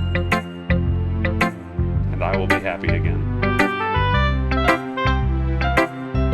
Well, I just don't read script very often. I actually think your handwriting is pretty. Cute dog. That's a relief. Also, I liked the poem. Even though it's short, it was really descriptive. It wasn't too short. I usually write longer poems. Not at all. I'm really glad you like it. I'll be honest. Since our first time sharing, I wanted to write something a little more mild. Something easy to digest, I suppose. Are you into ghosts, Yuri?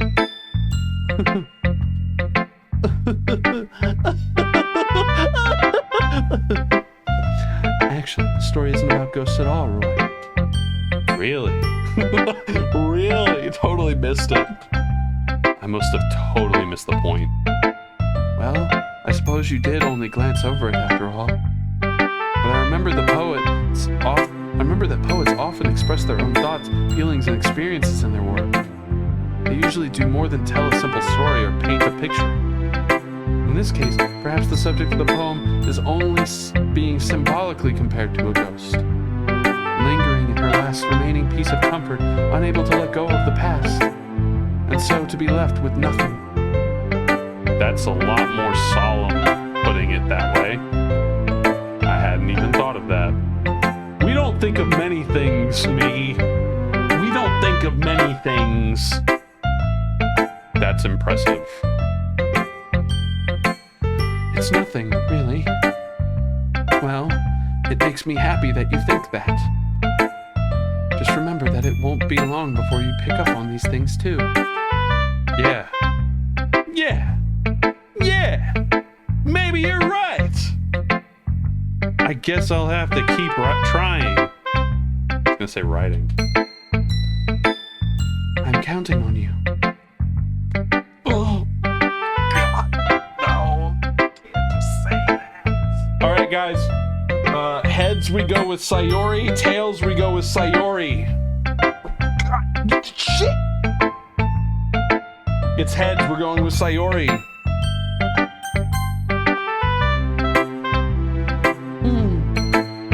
This is a good poem, Roy. Are you sure it's your first time? Hold on, Sayori. Hold on. Just calm down. Calm down, girl. Slow it down. Let's just take it one step at a time. Of course. It's not that good. Am I the kind of guy who would be writing poems in his spare time? I guess you're right. But that's why it impressed me. Well, to be honest, I was afraid that you wouldn't do it seriously. Or that you wouldn't write one at all. That you wouldn't do it seriously, or you wouldn't write one at all. I'm really happy that you just wrote a poem. It reminds me of how you're really a part of the club now. Not to mention the fact that I'm standing in front of you in the club room. Well, of course. I'm not really into it yet, but that doesn't mean I'll break my promise. See? It's like I said before, Roy. Deep down, you're not all selfish and, you know? I'm butchering this crap now. Trying new things like this for other people. That's something that only really good people do. Thanks, Sayori. I'm not sure if Sayori sees the full picture of my motive here.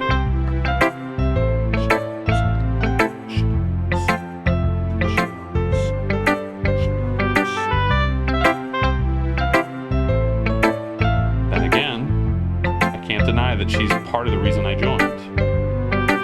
Knowing how much this means... Oh, Monica, thank you for the follow. I just now saw that come in. I apologize, I didn't say that earlier.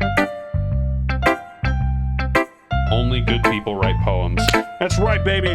We're gonna start writing a poem right now. Let's do it. Let's write a poem. Give me a sec. Just give me a sec. I got this, man. I got this. Just give me a sec. I'm doing it.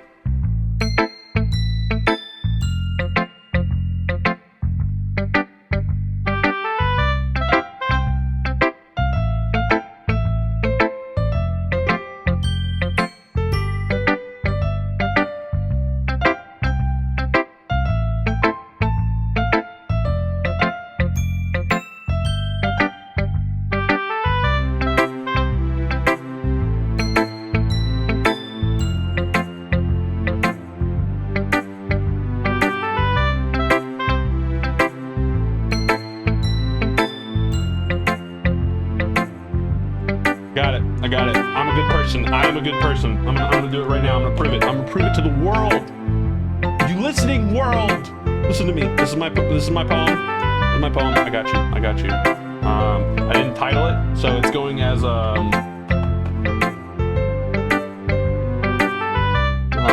creative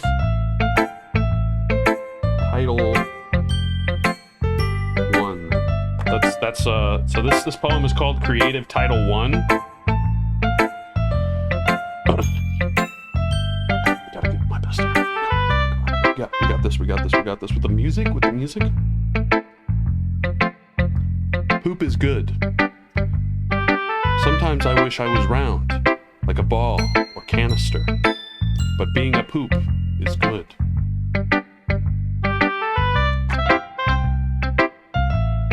I'll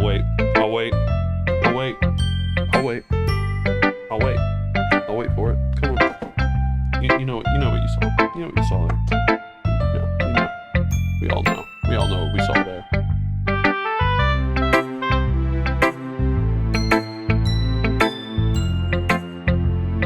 Anywho, knowing how much this means to her and all, masterpiece. That's what I'm talking about. That's what I'm talking about. The sun. Going right to the sun. Not like Icarus. I ain't gonna fall. Yeah. But I'm gonna make sure you have lots of fun here, okay? That will be my way of thanking you. All right, I'm gonna hold you to that then. Yay! Now you read my poem too, right? Don't worry, I'm really bad at this. We'll see about that.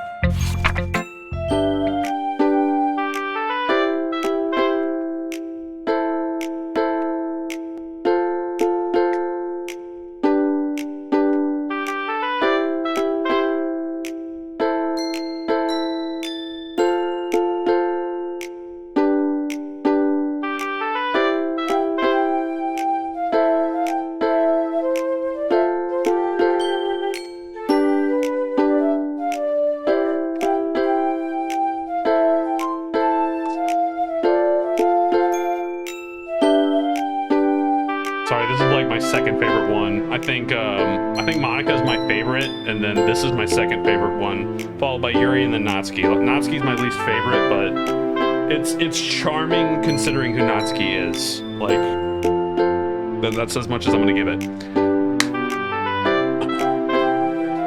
Dear sunshine, the way you glow through my blinds in the morning makes me feel like you missed me. Kissing my forehead to help me out of bed. Make me rub the sleepy from my eyes. Are you asking me to come out and play? Are you trusting me to wish away a rainy day? I look above, the sky is blue. It's a secret, but I trust you too. If it wasn't for you, I could sleep forever, but I'm not mad. I want breakfast.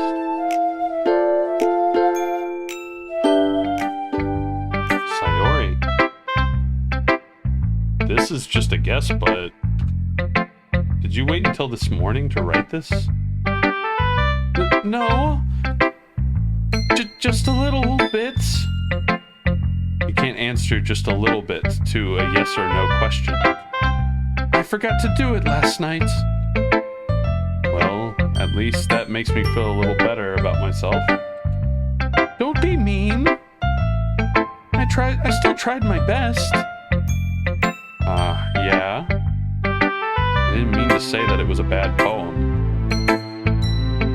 It came out nice, or how should I put it? It sounds just like you. And speaking of which, I haven't been rating them, so let's go back to rating. Come on, girl. What am I gonna give you? What am I gonna give you? That was a...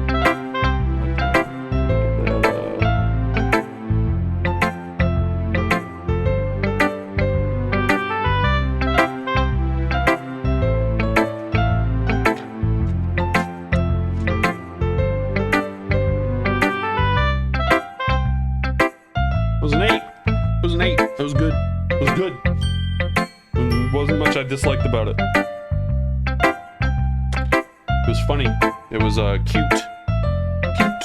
Funny. Respectable. Sounds just like you. Really? Yeah. Especially that last line. I made eggs and toast. Even though you were late to school? It's bad to skip breakfast. I get all cranky. Well, I guess there's no point in arguing.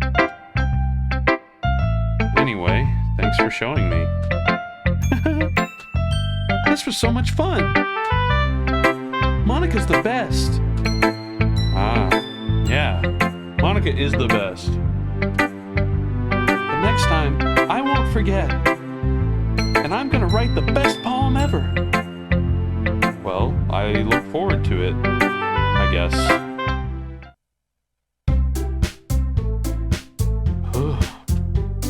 I guess that's everyone. I glance around the room. That was a little more stressful than I anticipated. It's as if everyone is judging me for my mediocre writing abilities. Even if they're just being nice, there's no way my poems can stand up to theirs.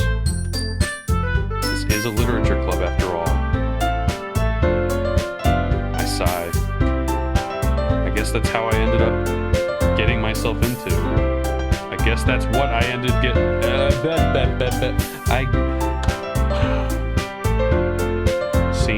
I guess that's what I ended up getting myself into. First take. Across the room, Sayori and Monica are happily chatting.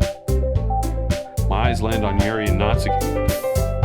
They're gingerly exchanging sheets of paper, sharing their respective poems. As they read in tandem, I watch each of their expressions change. Natsuki's eyebrows furrow in frustration. Meanwhile, Yuri smiles sadly. What's with this language? Did you say something? Oh, it's nothing. Natsuki dismissively returns the poem to the desk with one hand. I guess you could say it's fancy. Thanks. Yours is cute. Cute? Did you completely miss the symbolism or something? It's clearly about the feeling of giving up. How can that be cute? I know that. I just meant language, I guess. I was trying to say something nice. You mean you have to try that hard to come up with something nice to say? Thanks, but it really didn't come out nice at all.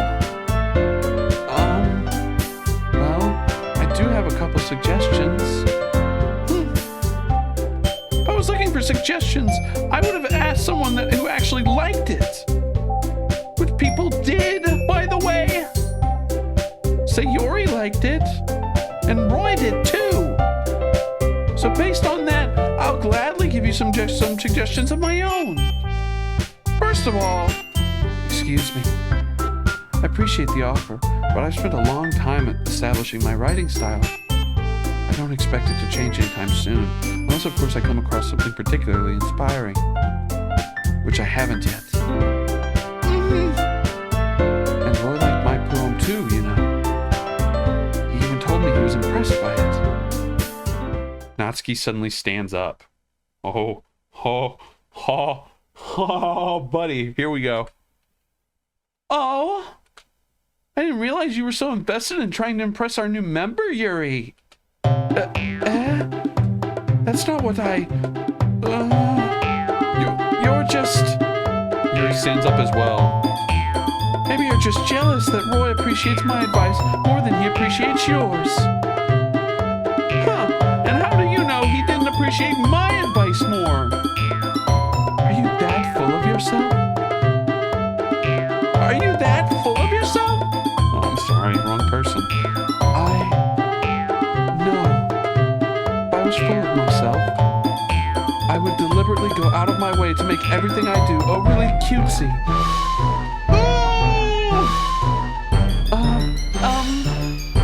Is everyone okay? Well, you know what? I wasn't the one whose boobs magically grew a size bigger as soon as Roy started showing up. Thank heavens they did, though. Thank heavens. Thank Jesus. Thank Jesus. Yes. Natsuki. Natsuki, that's a little... This doesn't involve you. This doesn't involve you. I don't like fighting, guys. Suddenly, both girls turned towards me as if they just noticed I was standing there. Roy, she's just trying to make me look bad. That's not true. She started it. If she could get over herself and learn to appreciate the simple writing is more than effective, then this would have never happened in the first place. What's the point of making your poems all convoluted for no reason? The meaning should jump out at the reader, not force them to have to figure it out. Help me explain that to her, Roy. Wait. There's a reason we have so many deep and expressive words in our language. It's the only way to convey complex feelings and meaning the most efficiently. Avoiding them is not only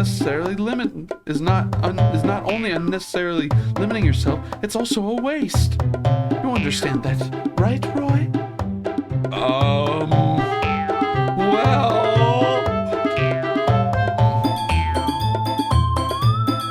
How did I get dragged into this in the first place?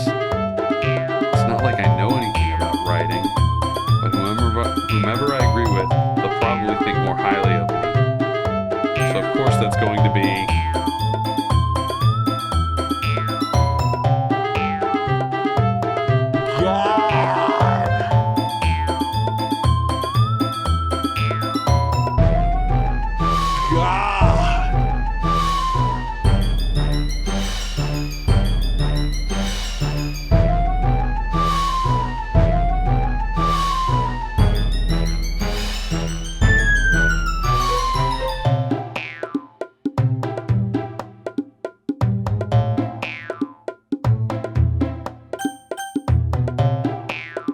Okay, so I'm going to start off going down.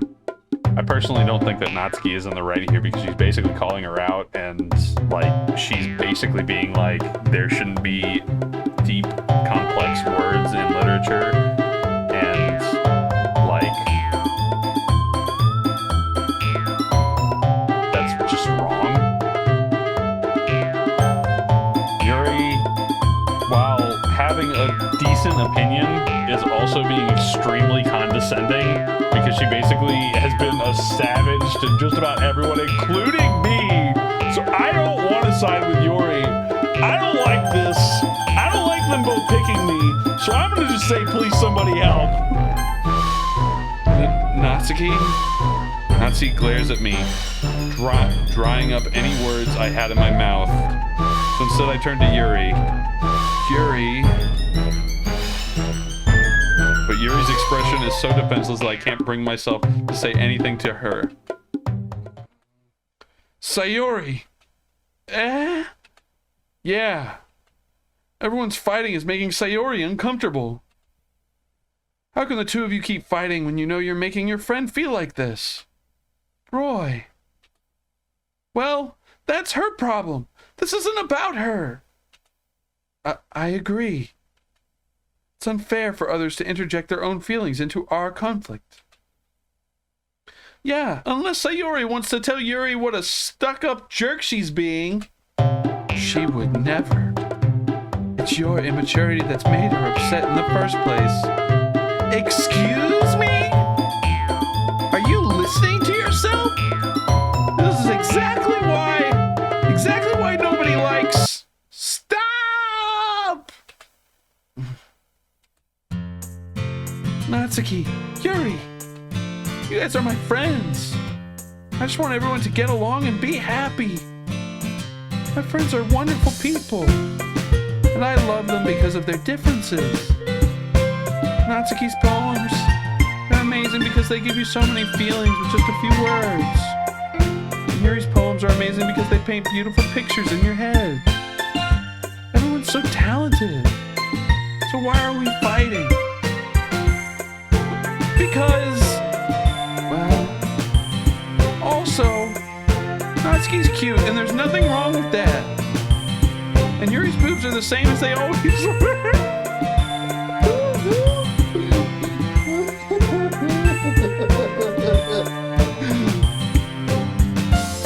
Always been a 10, baby. She's always been a 10. Big and beautiful. Fuck yeah! That's based. That is based as fuck, dude.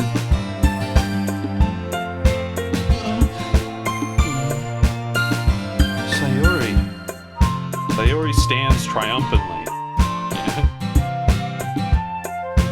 Both of your poems suck compared to mine. That would be based. That would actually be based. Monica stands behind her with a bewildered expression. I'll make some tea. Yuri rushes off. Natsuki sits down with a blank expression on her face, staring at nothing. So, this is why Sayori is vice president. I whisper to Monica. She nods and... Oh, so this is why Sayori is vice president. She nods in return. To be honest, I might come off as a good leader and I can organize things. I'm not very good with people. I couldn't even bring myself to interject. As president, that's kind of embarrassing of me. Nah, not like I can blame you. I wasn't able to say anything either. Well, I guess that just means Sayori is amazing in her own ways, isn't she? You could say that. She might be an airhead, and sometimes it's weirdly suspicious how she knows exactly what she's doing. I see. Take good care of her, okay? You know something I don't? I would hate to see her get herself hurt.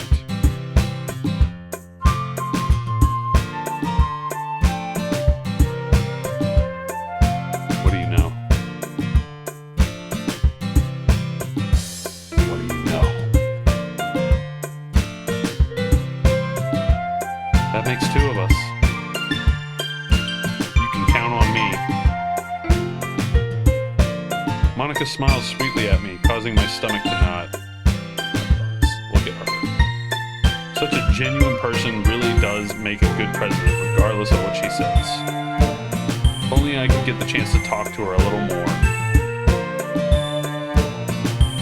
Okay, everyone. It's just about time for us to leave. How'd you feel about sharing poems? It was a lot of fun. Well, I'd say it was worth it. It was alright. Well, mostly. Roy, how about you? Yeah, I'd say the same. It was a neat thing to talk about with everyone.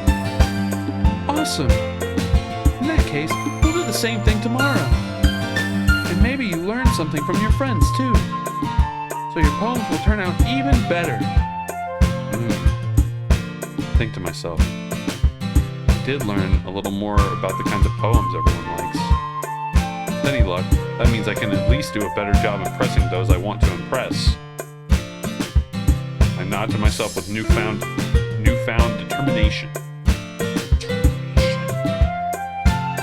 Roy! Ready to walk home? Sure, let's go.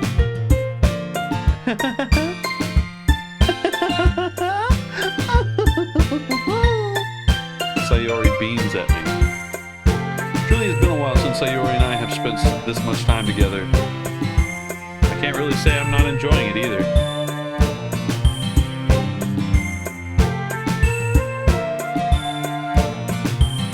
Sayori, about what happened earlier. What do you mean? You know, between Yuri and Natsuki. Does that kind of thing happen often? No. That's really the first time I've seen them fight like that. I promise they're both wonderful people. You don't hate them, do you? No, I don't hate them. I just wanted your opinion, that's all. I can see why they'd make good friends with you. You know, Roy, it's nice that I get to spend time with you in the club. But I think seeing you get along with everyone is what makes me the happiest. And I think everyone really likes you too. That's... Every day is going to be so much fun. Looks like Sayori still hasn't caught on to the kind of situation I'm in. Sure, being friends with everyone is nice, but... does it really need to stop there?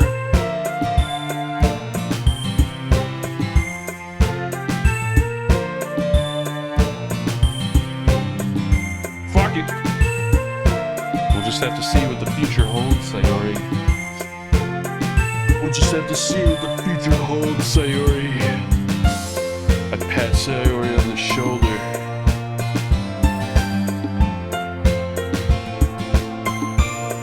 I said that more to myself than to her, but it's easy to use Sayori as an internal monologue sometimes. Okay.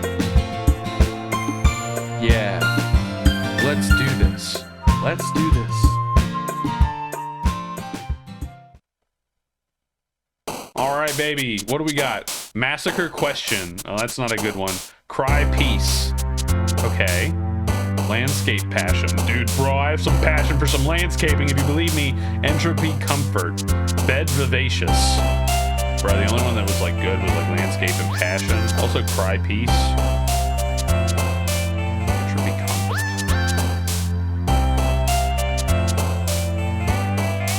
I like passion. Despise music. Ew, gross. Existence sticky. What? Incongruent extreme. Hope extraordinary. Raindrops pure.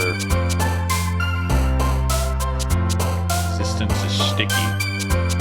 Skipping sadness. Lipstick fickle. Sugar climax. Dazzle treasure. Laugh suicide. I don't like that one. Laugh suicide? No, sir. Sugar climax. Now that's some good shit. Sugar climax. Desire silly. I desire silly. Boop. Boop always wins. Eternity disaster. Papa shiny. Whoa. Flower embrace. Bouncy milk.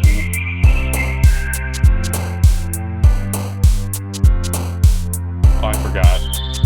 He has to go away for this part. Bouncy milk? Fuck, that might win. Forgive uncanny. Bouncy milk, man. Oh shit, I picked milk. I was gonna pick bouncy, I swear. I was just clicking on the back into the game. Defeat games. Okay, yeah, that's what I like to do. Pink headphones. Wow. Gamer. Defeat games, pink headphones. Shit, we're gamer girls. Playground adventure. Rain cloud clouds. Rain cloud clouds. Bro. Rain cloud clouds. Determination horror. Defeat games, pink headphones. Playground adventure. I like adventure. Amazing fluffy. Heaven sent Doki Doki. Nibble clumsy. Starscape bunny. Promise ocean. I like Starscape bunny. Promise ocean. Oh. Heaven sent Doki Doki. Okay, that's actually a really good one. The Doki Doki from the heavens. Bubbles atone. Fear and anime ones. Vertigo giggle. Vertigo giggle. Candy chocolate. Flying grief. Empty charm. Well, that's just the worst charm in the game. Bliss anxiety. Now this is an oxymoron. I don't think you can feel bliss anxiety. Can you feel anxiety and bliss at the same time? I don't think so. I don't think you can feel bliss and anxiety at the same time. I like vertigo giggle because it makes me think that like you get vertigo and you just fucking laugh. So we're gonna go with vertigo giggle. Hopeless sparkle. Well, that's depressing. Childhood flea. Vibrant shame. Vibrant shame, bro. That's me, man. Vibrant shame. Depression unrestrained.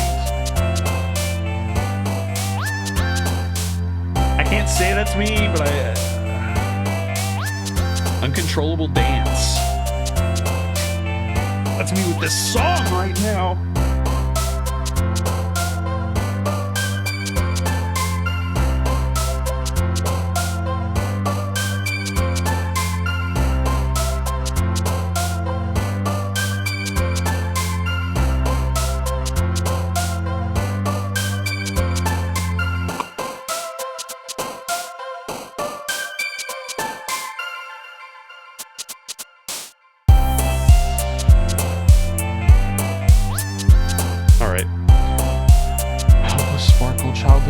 Vibrant shame. Vibrant shame. We're gonna go with shame. Sayori. Shame? Anger. Awesome. Anger. Awesome. Anger is pretty awesome. Sweet. Lucky. Tenacious hop. Tenacious hop. Waterfall daydream. Pleasure dream.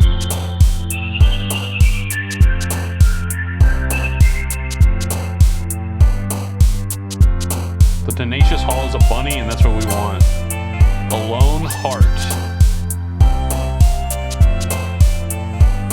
This game really does have it out for me at times. Marriage Crimson.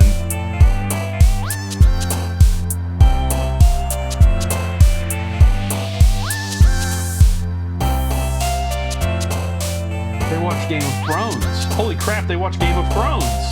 Crimson Marriage. That's the Red Wedding. Holy crap. Guys, this is based. Doki Doki Literature Club actually adheres to Game of Thrones lore. Holy crap. Whistle Excitement. Vanilla Incapable. Puppy Tragedy. God, I don't want Puppy Tragedy. No, sir, not Puppy Tragedy. A Lone Heart. That's hitting it a little too close to me. To home for me. Reminds me of the Red Wedding, and I don't know how I feel about that. Good morning, Crypto Pop. Cryptop. What's up, sir? How are you doing today? Whistle Excitement. Vanilla Incapable. Vanilla Incapable? Marriage Crimson. Excitement. Whistle Excitement makes me think of a puppy, so I'm gonna go with that. Whistle. Smile Cheer. Wrath Kawaii. Well, they wrote out Kawaii. Wrath Kawaii. Okay, I've had this happen before. Kawaii Wrath? Yeah, that's real. Unrequited Play. Listen, sir, we have a word for that, and it's not a good word. I don't think it's a word I can say on here, but it is something that happens. Well, I'm glad you discovered me, Cryptop. I am somewhat new. Yeah, I've only been doing this for a couple of months. The biggest pitfall for me is the internet, because I have no control over it. So my hallmark is that I may go out, just randomly. So I apologize in advance. Parfait Unstable. And today we're playing Doki Doki Literature Club. Plus, I've played the original game, but when the Plus version came out, this is my first playthrough of it. Parfait Unstable. Well, that just doesn't sound like a good parfait, so no. Lollipop Ambient. I feel about that. Unrequited Play and Wrath Kawaii. We're just gonna go with Kawaii. Fireworks Disarray. Okay, I can live with Fireworks Disarray. Heartbeat. I was obsessed, man. Like, it first came out. Yeah. It's always interesting being new to Twitch. I play the basic game too. Yeah, the basic game came out like 5 years ago, and I was like obsessed for like 2 months, and like just drew me in. And since then, I've basically gone cold turkey off of it, only seeing it in pop culture every once in a while. But I'm gonna dip my feet back in for the first time in 5 years. Heartbeat Cute. I guess heartbeats can be cute. Explode Disown. Yeah, for sure. Yeah. Twirled Warm. Death Hair. Death Hair. That sounds like a band. The cuteness is a trap. Bruh. Yeah, you're right. I mean, cuteness is always a trap. It's my soul. Friends Jump. Okay, so let's put some context behind this. Where are my friends jumping, and where are they jumping to? Be very specific about this. Infinite effulgence. I don't understand that second word, so I'm not gonna pick it. Sing Sunset. Oh, that sounds nice. Universe Destiny. Isn't there like a famous line that has something to do with like Universe Destiny or something like that? It sounds like a famous movie line. Universe Destiny. It sounds like a movie line. Captive Tears.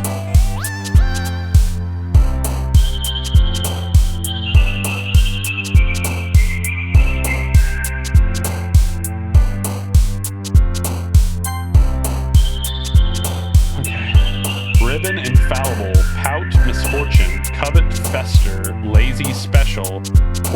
journey.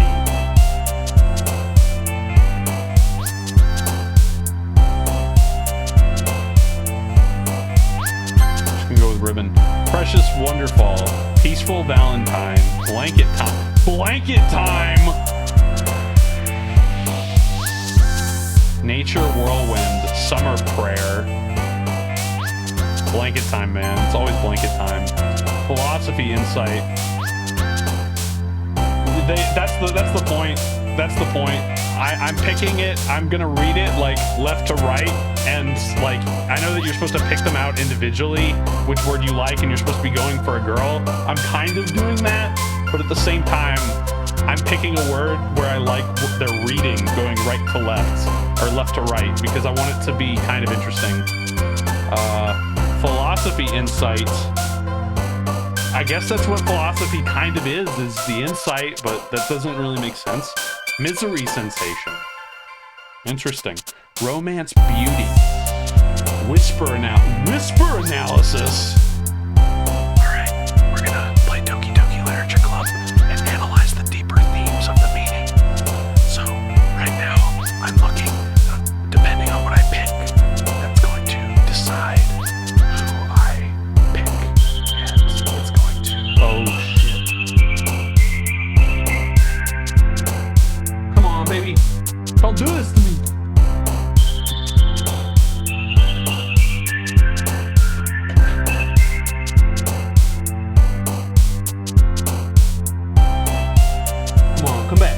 Come back.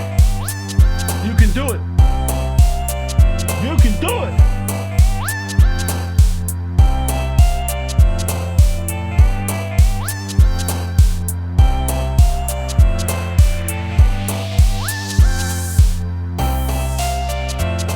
I think we're back. I think we did it. I think I did it. Woo. Okay. Man, it's the hallmark. It's the hallmark. I have to keep watching it to make sure it's not happening, but I apologize for that. Man, dude. So, like I'm saying, watch the VODs. There's a YouTube link in my About section. Go to the YouTube channel. I will upload the VOD there, and you will get the whole thing uncut, although mostly it's just going to be me being like, bro, my body's hitting me with blanket time, so I'm going to jump. Sounds good, my man. You have a good night. Philosophy Insight, Whisper Analysis. I like Whisper. Dark Intellectual. Dark Intellectual. Ooh. Color Judgment. Fireflies. Fun. Fireflies. Fun. Marshmallow Email. Spinning Joy. I like Joy. Imagination Socks. Rainbow Vacation. Breathe. Frightening. Cheeks Kiss. Rose Love. I love kissing cheeks.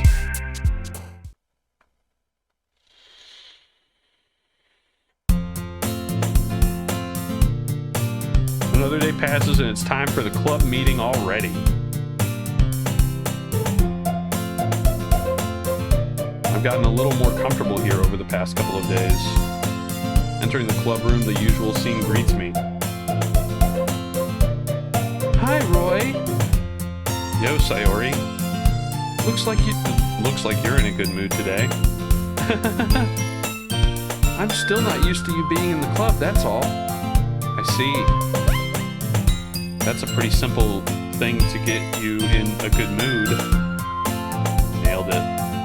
But I guess it's always been the simple things with you anyway. Speaking of which, I'm kind of hungry. Will you come with me to buy a snack? No thanks. That's not like you at all. I have my reasons. Why don't we take a look at your purse, Sayori? Why that all of a sudden? No reason, really. I just wanted to look at it. Sayori nervously retrieves her coin purse. She fumbles with the latch and gets it open. Then she turns it upside down and lets the contents spill onto the desk. Only 2 small coins fall out. I knew it. I can see right through you, Sayori. That's not fair. How did you even know? It It's simple. If you had enough money in the first place, you would have bought a snack before coming to the club room. So either you're not hungry or want an excuse to take a walk. Or you plan to conveniently forget that you spent all your money so that I could lend you some. Big brain moves. But there's one more thing. You're always hungry. And so that only leaves the one option.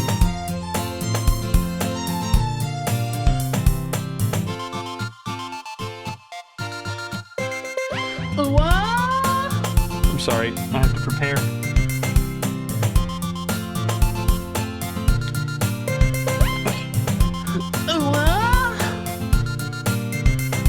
I give up. Don't make me feel guilty. If you feel guilty, that means you deserve to feel guilty. Hot takes. Hot takes. Yuri suddenly giggles. I didn't notice that she was listening in.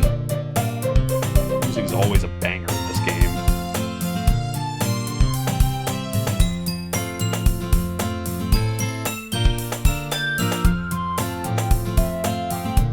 Her face is in her book, as always. I wasn't listening or anything. I was just something in my book. Yuri! Tell Roy to let me borrow some money. Don't get me involved like that, Sayori. Besides, you should only buy what you can responsibly afford. And frankly, after pulling a mischievous little stunt like that, your suffering is fair enough retribution.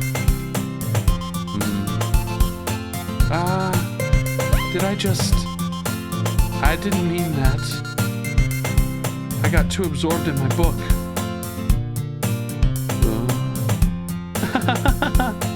I really like when you speak your mind, Yuri. It doesn't happen much, but it's a fun side of you. There's no way you could think that. You were right, though. I did something bad and now I have to accept the revolution. Viva la revolution! Retribution. That. Still, coming from you, Sayori. I guess there's a little devil inside of all of us, isn't there? Don't let her fool you. Sayori knows exactly what she's doing. After all, she told you guys she was bringing me to the club before she even told me. But you wouldn't have come if it weren't for the cupcakes. I wouldn't have. That's true. So I had to trick Natsuki into making them. Come on, give me more credit than that, Sayori. Out of nowhere, something smacks Sayori in the face and tumbles onto the desk. Whap! Whap! Yeah! Sorry, I keep forgetting. Ow! What was... a cookie? Sure enough, a giant cookie wrapped in plastic. Sayori glances around. Is this a miracle? It's because I paid my restitution. Retribution. Actually, that one almost worked. It actually did. She was pretty close. Restitution, yeah. I was just gonna give it to you. But then I heard you blab about the cupcakes. It was totally worth seeing your reaction, though. Natsuki, that's so nice of you. I'm so happy. Sayori hugs the cookie. Yeah, she does. Yeah, she does. Yes, she does. Jeez, just eat it. That's what I'm saying, guy. Sayori rapidly tears open the wrapper and takes a big bite. Oh, good. Sayori suddenly clasps her hand over her mouth. I bit my tongue. You're going through a lot over just one cookie. Sayori takes a bite of her own cookie. Natsuki takes a bite of her own cookie. Yours looks really good too, Natsuki. Can I try it? Jeez. Beggars can't be choosers. But yours is chocolate. Yeah? Why do you think I gave you that one? Fine. Still, I'm really happy that you shared this one with me. Sayori gets out of her seat and goes behind Natsuki and wraps her arms around her. Jeez. I get it. Cookie still in hand, Natsuki reaches up to nudge Sayori off of her. Sayori suddenly leans down and takes a bite out of Natsuki's cookie. Hey! Did you seriously just do that? Mouthful, Sayori trots away to safety. Yuri and I laugh as well. Jeez, you're such a kid sometimes. Monica, can you tell Sayori? Eh? Natsuki glances around. Monica isn't in the club room. Where is Monica anyway? Good question. Have any of you heard of anything about her being late today? Oh, buddy. You missed the first day. We're gonna see more of her for sure. Not me. Natsuki is we got her down in pat. Yeah, I haven't either. That's a bit unusual. I hope she's okay. Of course she's okay. She probably just had something to do today. She's pretty popular after all. You don't think she has a... I wouldn't be surprised. She's probably more desirable than all of us combined. That's all. That's true. Excuse me? Suddenly the door swings open. Sorry. I'm super sorry. Ah, there you are. I didn't mean to be late. Hope you guys weren't worried or anything. Monica chose the club over her boyfriend after all. You're so strong-willed. Boyfriend? What on earth are you talking about? Monica quizzically glances at me. Never mind that. What held you up anyway? Well, my last period today was study hall. To be honest, I kind of just lost track of time. That makes no sense, though.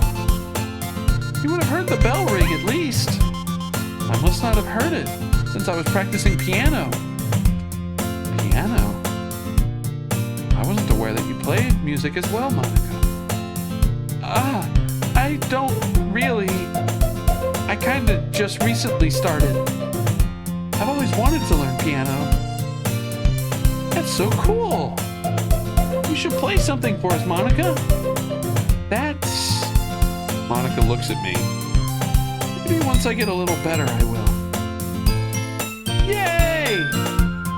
That sounds cool. I'd also look forward to it. Is that so? In that case, I won't let you down, Roy. Monica smiles sweetly.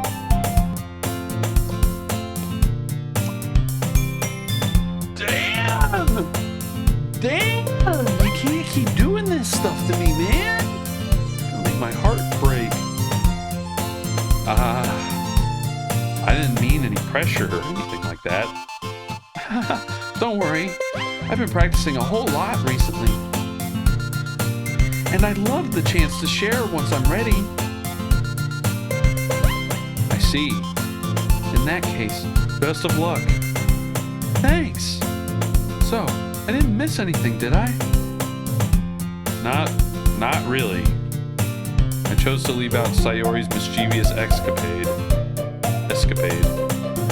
sure Natsuki will end up complaining to her anyway. Looks like everyone has already settled down. Sayori somehow finished her entire cookie. Yuri is back to her book and Natsuki disappears into the closet. So this is what I was talking about. We're gonna learn. It's not long before Natsuki comes up to me expectantly. Yeah. Don't worry, I kept my promise. I pull out the first volume of Parfait Girls out of my bag. Natsuki takes it from my hands, then quickly turns it over, presumably to check for wrinkles. Hey, I'm not that careless. I handle manga all the time, you know. I just wanted to make sure. Can you blame me for being so paranoid? I don't give people my manga every day, you know. That's true. I don't blame you. Well, anyway, let me put this one back. I'm gonna get the next one, okay? Natsuki makes her way to the closet. I follow. So, you're gonna tell me everything about everything you thought, right? Where did this volume leave off again? I forget. The chapter ended when Minori and Alice found Monica! Natsuki's voice resonates from the inside of the closet. I peer inside. All of Natsuki's books are lined up on the top shelf. Did you move my manga again? Sorry.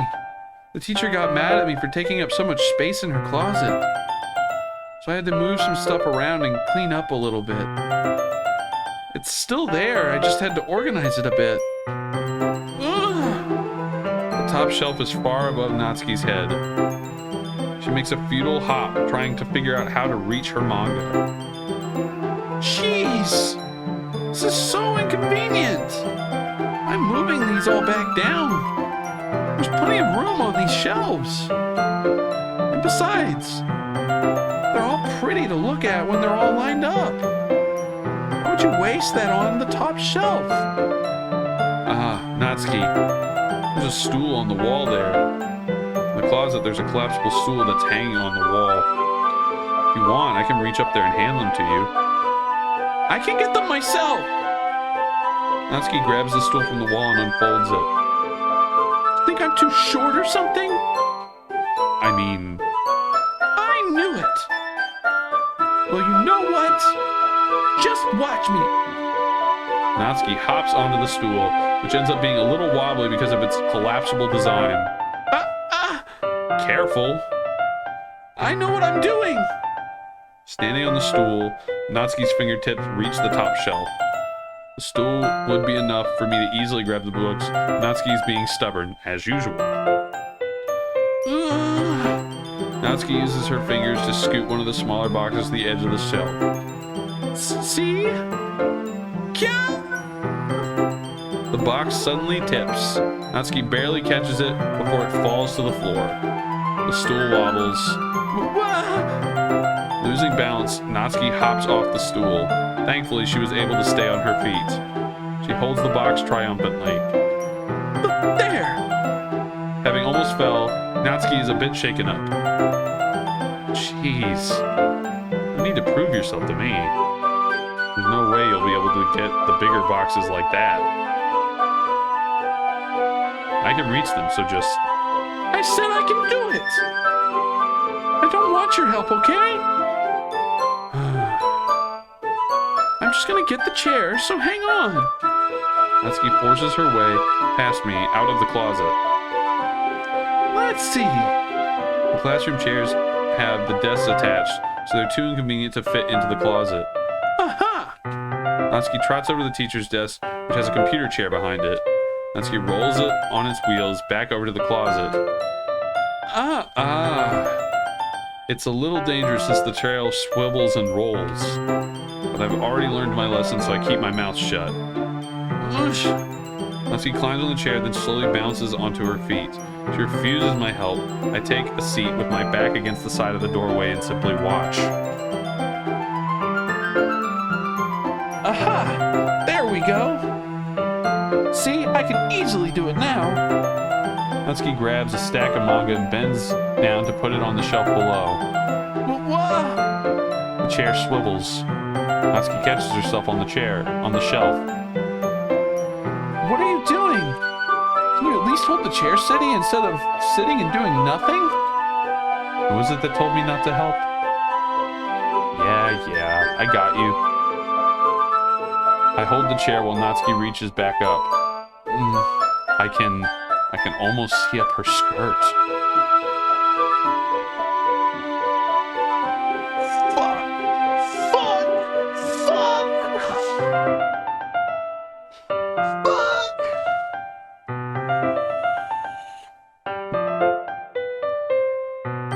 Okay, the police still haven't come in.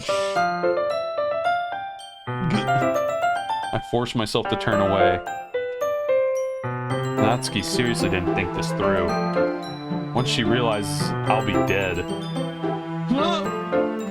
Natsuki wraps her arms around the Parfait Girls box set, easily the largest one on the shelf. Heavy? Hey, Roy? I don't think I can bend down without falling. Hurry up and take this one.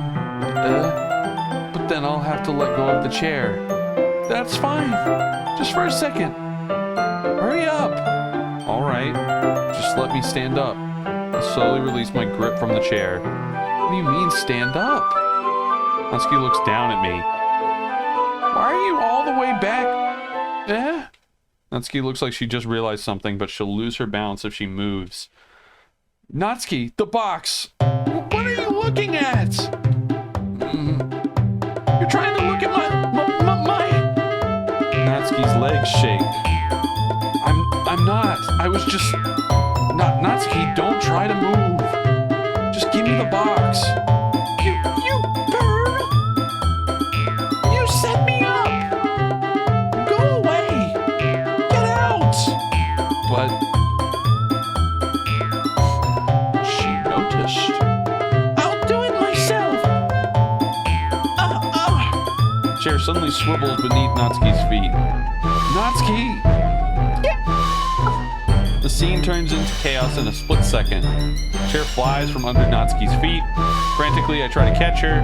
The box topples out of her hands and the books go flying. I got you. Crash.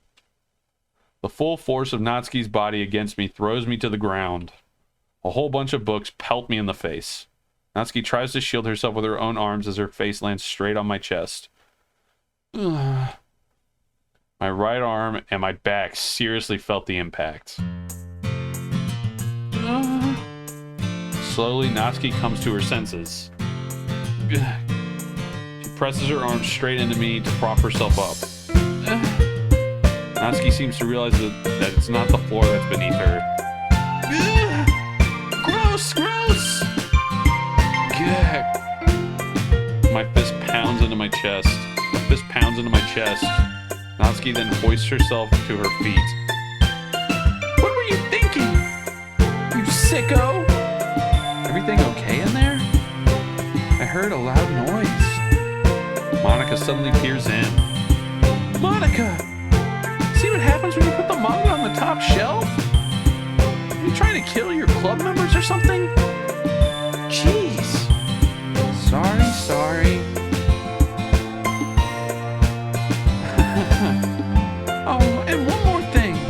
Seems like your most recent club member is a total pervert. So I hope you're happy. I didn't. Somehow it's impossible for me to explain this whole bizarre situation to Monica. I didn't do anything. I swear. I know. Don't worry. Monica says that quietly to me. Looks like I'm off the hook. Oh no! I look down. Natsuki is kneeling on the floor, holding one of the books that are all scattered all over. There's a large diagonal crease along the page that she's desperately trying to smooth out. It must have landed on that page. Natsuki tries a bit more to fix the crease, but she can't get it out. Suddenly, she gives up and slams the book shut and throws it to the floor. Instead of continuing to yell, she just lowers her head. I can't cry for you. She starts crying. Natsuki, are you? No. No! No! Natsuki's voice squeaks. I see tears on her face. I'll help get the crease out, okay? It's partially my fault, so... Natsuki shakes her head, still looking down. No! I don't even care that much. I'm just having a really bad day today. Natsuki sobs again. I didn't mean to take it out on you. I really didn't mean to.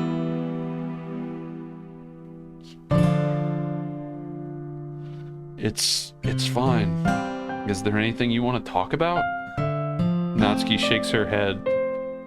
Just every day is so hard. I just want to come to the club and... Natsuki falls silent again. I can't press her, so I can only do what I know how to do. All right. Well, I'll help clean this up. And I'll move the rest of your manga for you. I pick up volume 2 of Parfait Girls. We'll set this one aside. This'll help cheer you up a bit, right? You can get started on it once I'm done here. Natsuki looks up with her glossy eyes. Her lip quivers. You're really nice to me. That sounds really strange coming from Natsuki. I didn't expect it at all. Well, I'm just treating you like a friend, you know? Natsuki lowers her head and stifles another sob. I'm not sure what happened to her today, but being nice is the least I could do. The next couple of minutes are silent between us as I begin to gather the scattered books. I make sure to slip them all back into the box in their correct order. After a little bit, Natsuki starts helping. It isn't long before we're done, and I hoist the box onto the shelf where Natsuki wanted to put it. Then I get onto the stool and quickly finish moving the rest of her books from the top shelf. All right. That should do it. I hop off the stool. Natsuki averts her gaze. Thanks. It's nothing. Natsuki is holding the volume I set aside in her hands. All right, I'm ready. Good. Even if you weren't, I'd make you anyway. You're taking responsibility for what you said. The thing about cheering me up.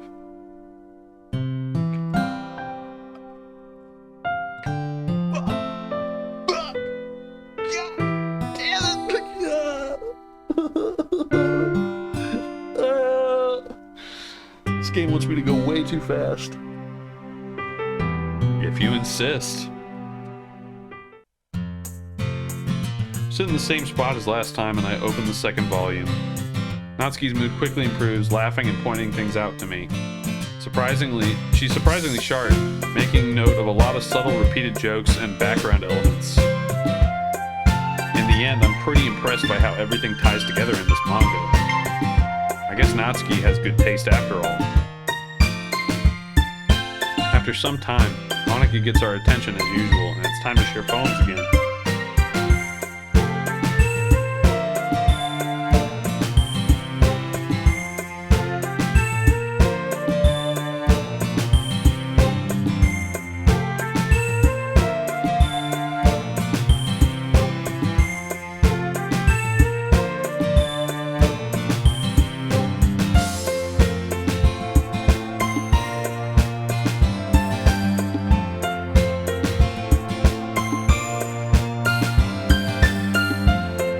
God, this soundtrack, man.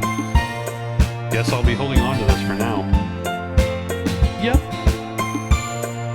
Even you sound more enthusiastic this time. Well, I'm starting to get into it, you know? Told you. Yeah.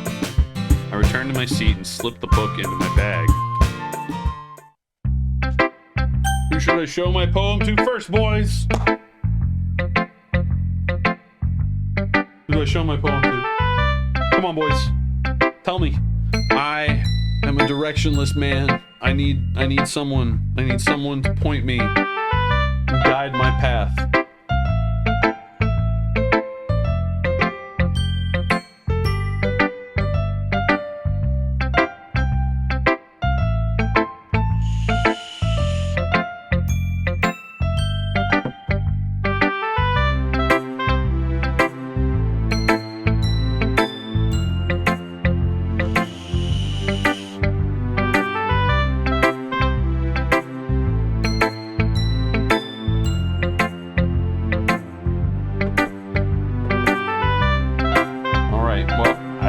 Answer as of now, it's either the lag or I don't have anybody at this point that wants to answer me, but that's fine because we're gonna go with Natsuki first. I could have just rolled a d4, forgot about that. Natsuki reads my poem. She keeps glancing at me, then back at the poem. By now she must have read it more than once.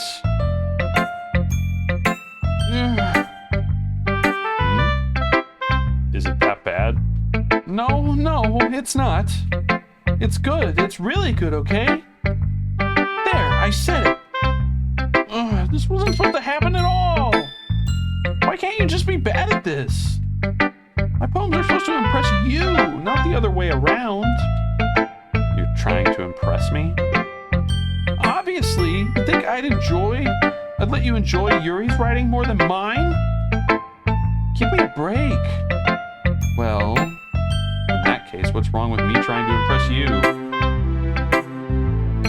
She likes it. Oh, she likes it. She likes it. I'll tell you, Natsuki's face freezes like she just realized something. You're trying to impress me? Natsuki vigorously scans her eyes over my poem one more time. Then the poem slips out of her hands and flutters to the floor. I have to use the bathroom. Red-faced Natsuki quickly walks out of the room. Hey, Roy, did you do something to Natsuki? I saw her rush out like that. You didn't do anything terrible, did you? No. I just told her that. My voice gets caught in my throat. There's no way I can tell Monica that I'm trying to impress Natsuki. Monica sees the poem lying on the floor and swiftly picks it up. She reads through it, her smile not fading from her face. I see. You wrote this for Natsuki, didn't you? I mean, not really. In fact, didn't she like your poem a lot the other day, too? I'm surprised you know her taste so well already. Are you sure you're not cheating, Roy? You can't be like that. Are you trying to balls me right now? You trying to slap me down? Trying to take this? Don't take this from me. Don't take this from me, man. Don't take this from me. This is all I have. This is all I have. Anyway, cheating. What do you mean by that? Never mind, I'm just kidding. I didn't understand Monica's joke at all. Shit, trying to fight me? You want to fight me? You're trying to fight me? You ain't coming for him. You ain't coming for the little boy inside the game. You coming for me. This is personal. You coming for me. You trying to attack me now. Anyway. Shit. Did it just... Oh, no, it didn't reset. Cool. How do you think Natsuki feels about you? Oh, you don't need to answer that. It was just something for you to think about. Hey! Natsuki comes up and snatches the poem out of Monica's hands. Neither of us noticed her re-enter the classroom. Did you read this, Monica? Of course. I liked it. Ugh. You should really stop reading things that aren't for you, you know? You have a bad habit of doing that. Yeah? But Roy wrote this poem. And we're supposed to share with everyone, right? Natsuki freezes. She apparently forgot that the poem is technically for everyone to read. Okay, well, I think Roy's done sharing this poem with everyone. It's not like anyone would want to read this anyway. In fact, I'm just gonna hold on to this. If you insist. What? Why are you looking at me like that? Like what? Never mind. Natsuki, I'll give you the poem, but that's still not fair to Sayori. She hasn't gotten to read it yet. So what? Well, I guess Roy is right, Natsuki. It's not fair if you don't let everyone finish reading it. Fine. Natsuki returns my poem.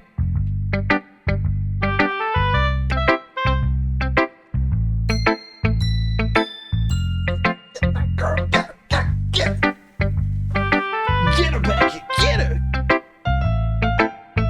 It's not like she's going to like it, though. Anyway, read my poem now. And no, I won't let you keep it. Dang, girl. This is my only copy. This is my least favorite version of this song. It's not bad, it's not my favorite. Amy likes spiders. All right, let's do this. Let's do this, boys. Let's do this. Amy likes spiders. You know what I heard about Amy? Amy likes spiders. Icky, wriggly, hairy, ugly spiders. That's why I'm not friends with her. Amy has a cute singing voice. I heard her singing my favorite love song. Every time she sang the chorus, my heart would pound to the rhythm of the words. But she likes spiders. That's why I'm not friends with her. One time I hurt my leg really bad. Amy helped me up and took me to the nurse. I tried not to let her touch me. She likes spiders, so her hands are probably gross. That's why I'm not friends with her. Amy has lots of friends.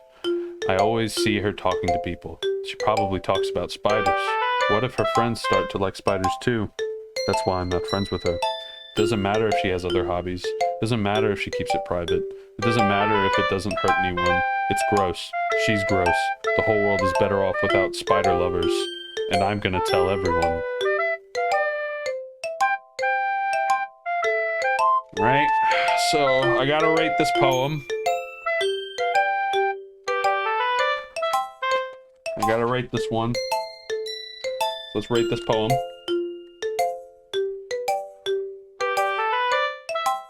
I hate to do this.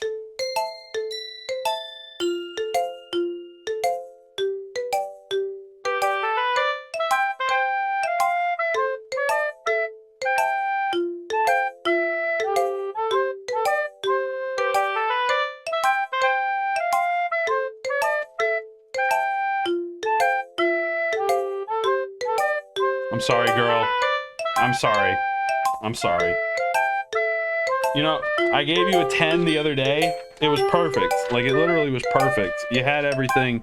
You had the makings of a star. Like, look at this. She got the only 10 yesterday. It was a 10. You can see. Like, you can see where I originally wrote it, and then you can see that I did it. And I gave her a 10. She earned that 10. She earned it. But she did not get a 10 today. Not even close. This, I did not enjoy this. My day is ruined, and I'm better off without this.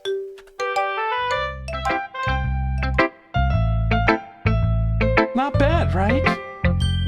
Not bad. It wasn't bad. It wasn't good. It's quite a bit longer than yesterday's. Yesterday's was way too short. I was just warming up. I hope you didn't think that was the best I could do. No, of course not.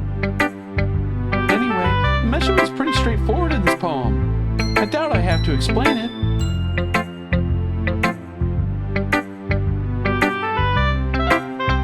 So the spiders definitely represent manga because she believes that she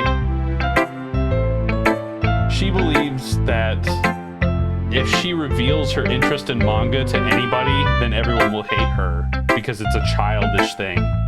So for her specifically, the manga is definitely talking. The spiders are definitely talking about the manga. But if they represented men, I guess it could be just simply the code making her like me. Again, the premise of the game making her like me. Yeah.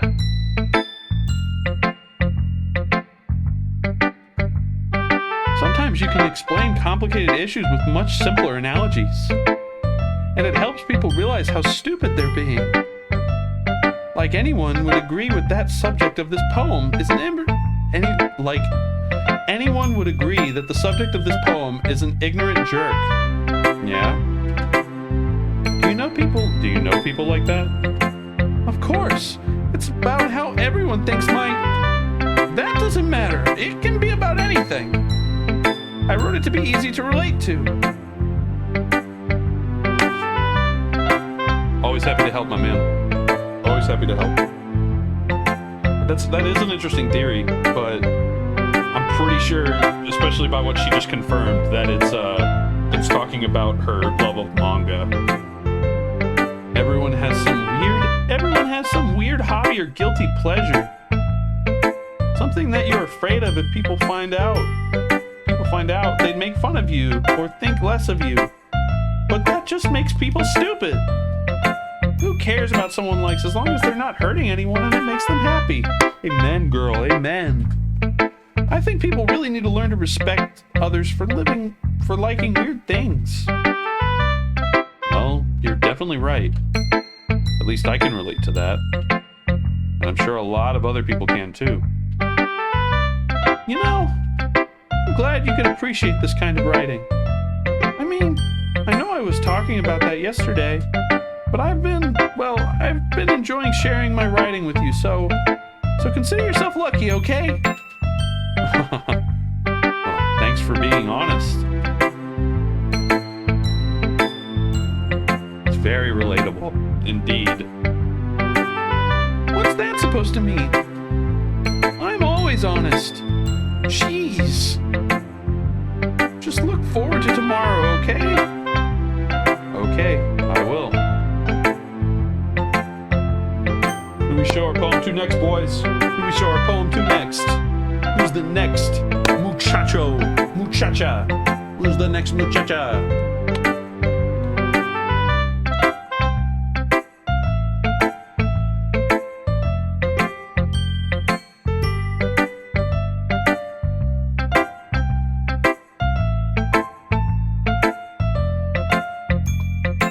Who are we showing it to next? Sayori?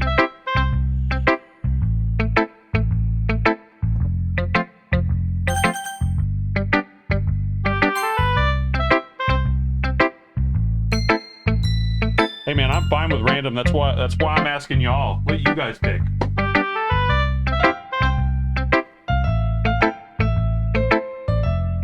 The next one we're gonna do a coin toss. Oh my goodness. This is so good, Roy. I love it. Especially after yesterday's poem. You're too honest sometimes, Sayori. No, but really. I want to put this on my wall. Can I? Sayori, you must be seriously overreacting. I'm not a good writer at all. I honestly have no idea what I'm doing. Well, maybe that's why. Because I have no idea what I like either. Jeez. I'm sure Yuri's opinion has to be a little bit more constructive than this. Maybe even Natsuki's. Are you sure you don't like it just because I wrote it?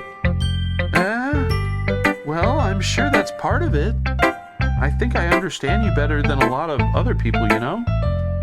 So when I read your poem, it's not just a poem, it's a Roy poem. And that makes it feel extra special. Like I can feel your feelings in it. Sayori hugs the sheet against her chest. You're so weird, Sayori. Well, I'm not very good at figuring out if poems are good or bad. That's why I just go by my heart. If it makes me feel things, then it must be a good poem. I'm not sure that's exactly how it works. Then again, I guess conveying feelings is a pretty important part of this whole thing. Yeah, maybe. Honestly, I don't even know what kind of writing you like in the first place. Yeah, either. Ugh. Why don't you at least try giving it some thought? Aw, you want me to write something? You want to write something for me? That's so sweet. Yeah, right. But you're always thinking about other people. You need to think about yourself once in a while. If you don't, you might end up getting hurt at some point. Well, I don't really know what you mean, but I'll try to keep that in mind. Well, whatever. Anyway, let's see. I guess I like happy poems. Wait, sometimes I like sad poems too. Sometimes a little bit of both. There's a word for that, right? What's the word I'm looking for? Bittersweet. Yeah. I like things that are happy. I like things that are happy and things that are sad. Happy and sad? I can't see you liking something sad, Sayori. Well, I like happy the most, but sometimes when you have a little rain cloud in your head, a sad poem can help give the little rain cloud a hug and make it a nice happy rainbow. Sayori, that's unexpectedly poetic. It is? Maybe I'm getting better at expressing my feelings after all. Thanks, Roy. I should go write that down then. You can read my poem now, okay?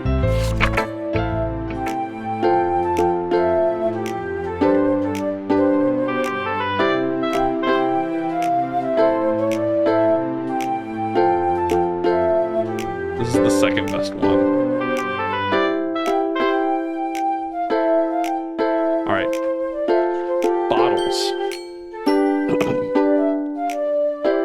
I pop off my scalp like the lid of a cookie jar. It's the secret place where I keep all of my dreams. Little balls of sunshine, all rubbing together like a bundle of kittens. I reach inside my thumb and forefinger and pluck one out. It's warm and tingly, but there's no time to waste. I put it in a bottle to keep it safe, and I put the bottle on the shelf with all the other bottles. Happy thoughts, happy thoughts, happy thoughts in bottles, all in a row.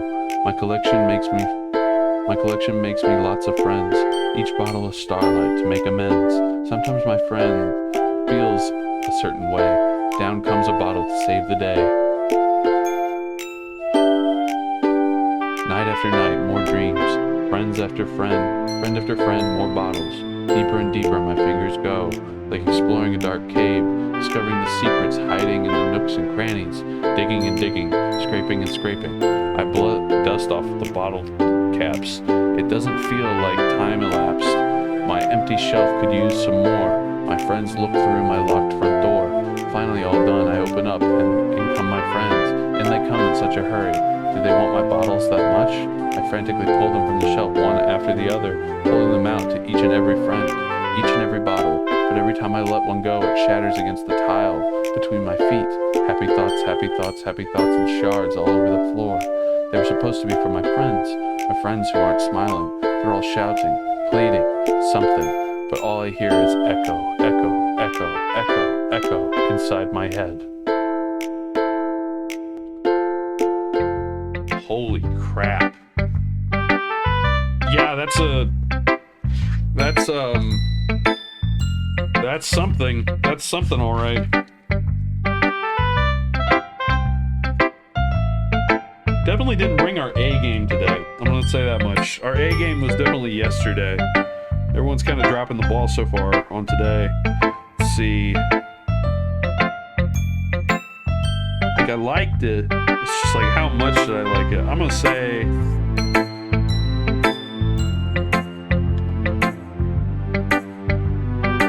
she gets a 7. It was okay. It was okay. It wasn't bad. It was just okay. Sayori, did you really write this? Of course I did. Didn't I tell you yesterday I was going to write the best poem ever? Yeah, but... I mean, I didn't expect something like this coming from you. Monica taught me a whole lot. And I've been really in touch with my feelings recently. I see that. It's almost kind of creepy. Creepy? Well, not exactly. Maybe because I'm so used to you being cheerful. Well, Never mind.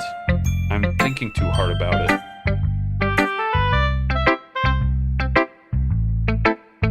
Yeah, it's okay. The ukulele is really nice. The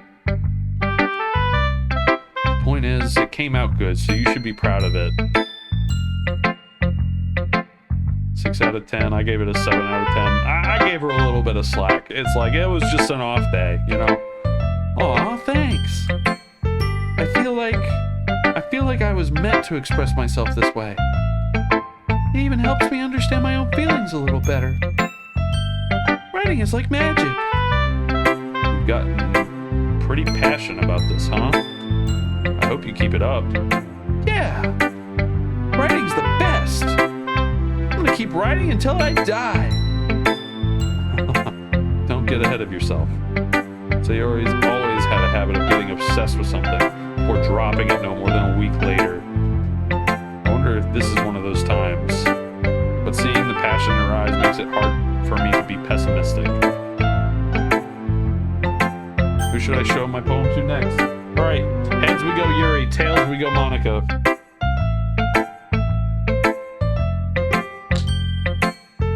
Tails, Monica. Hi again, Roy. That was kind of silly with Natsuki earlier, wasn't it? I'm glad the two of you have been getting along so well. That's one way of putting it. Anyway, I already read your poem. You can go ahead and read mine now. I like the way this one turned out, so I hope you do too. This is the best one.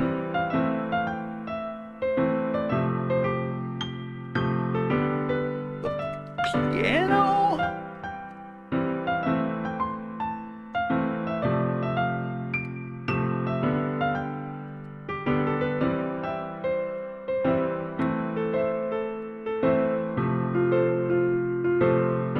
Alright, boys.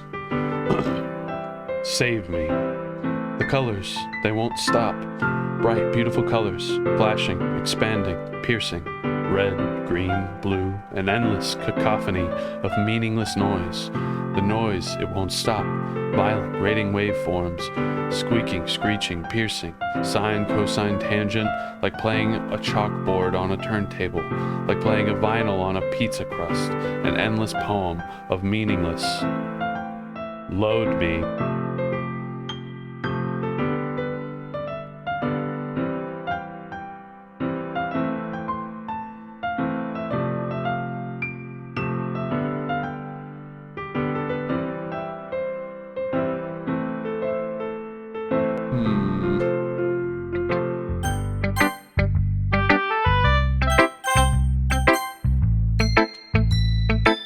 Let's try that out.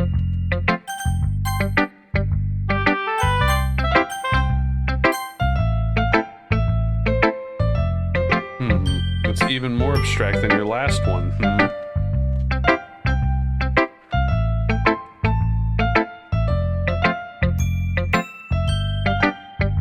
Let's see. What do I want to give this one?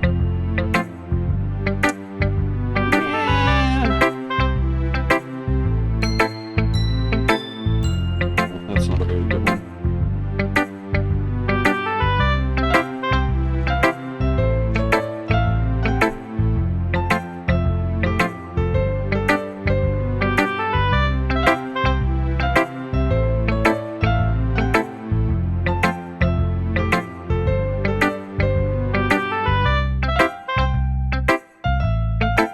Yeah, that was a really good one. I like that one a lot, but very weird ending for sure. The ending was quite weird.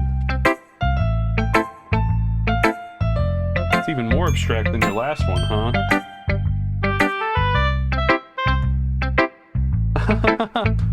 I guess it's just the way I write. I'm sorry if you don't like it. No, I never said that. It's just a kind of thing I've never really seen before, I guess. I kind of like playing with my space on the paper. Choosing where and how to space your words can totally change the mood of the poem. Almost like magic. The way I wrote the lines really short makes it feel like they're trying to speak over the noise. I see. It's still hard for me to tell what it's about, though. Sometimes asking what a poem is about isn't the right question. A poem can be abstract as a physical expression of a feeling or a conversation with the reader. So putting it that way, not every poem is about something. Anyway, here's Monica's writing tip of the day. Sometimes you'll find yourself facing a difficult decision.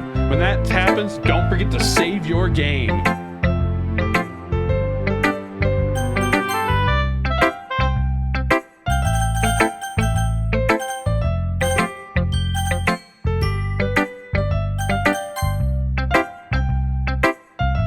you never know when you might change your mind. Or when something unexpected may happen. Wait, is this tip even about writing? What am I even talking about? That's my advice for today. Thanks for listening. Well, alright boys, again, heads for Yuri, tails for Yuri. Tails. Go for Yuri, baby. Ah, is it my turn? Let's see how it compares to yesterday's. I see. It's a bit different. I respect you for trying different things, Roy. Were you inspired by Natsuki's poem? Or Sayori's, perhaps? Well, I guess you could say that. I thought so. I'm happy for you. You don't need to find inspiration in my poems. I write them for myself, not for anyone else. So I don't really need for people to like them or anything. Yuri! I'm sorry for being blunt, but you're overthinking this a little. Just because our styles are different doesn't mean I dislike your poems. In fact, if I tried to do something in your style, I would probably just do a terrible job. I see. I'm sorry. My stupid mind likes to do that sometimes. Anyway, you don't need to be afraid to be a little more daring. Metaphors can go a long way. Don't feel like you need to work your brain like turning a bunch of gears. Try letting your mind wander through your feelings and write down the things you see and hear. That's one way to truly enable your reader to see into your mind.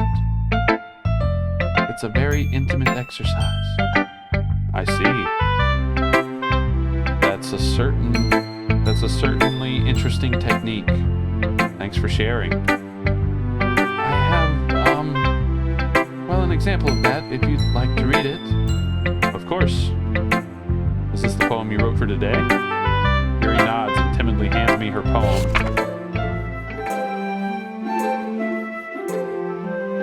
This one's probably my third favorite. It's good.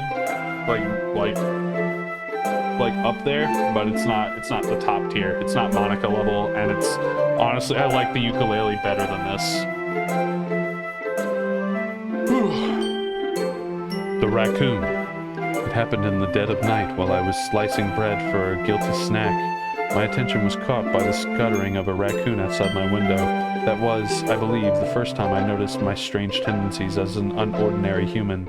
I gave the raccoon a piece of bread, my subconscious well aware of the consequences, well aware that the raccoon that is fed will always come back for more. The enticing beauty of my cutting knife was the symptom, the bread, the hungry curiosity, the raccoon, the urge. The moon increments its phase and reflects that much more light off my cutting knife, the very same light that glistens in the eyes of the raccoon friend. I slice the bread. Fresh and soft, the raccoon becomes excited, or perhaps I'm merely projecting my emotions onto the newly satisfied animal. The raccoon has taken a following for me. You could say that we've gotten quite used to each other.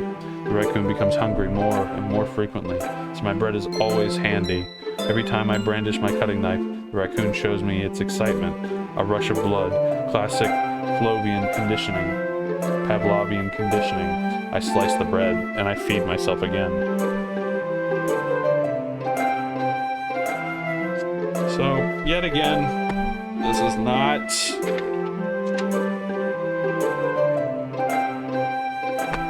good as yesterday. Yesterday we had a really good streak. Today we're not really doing so hot.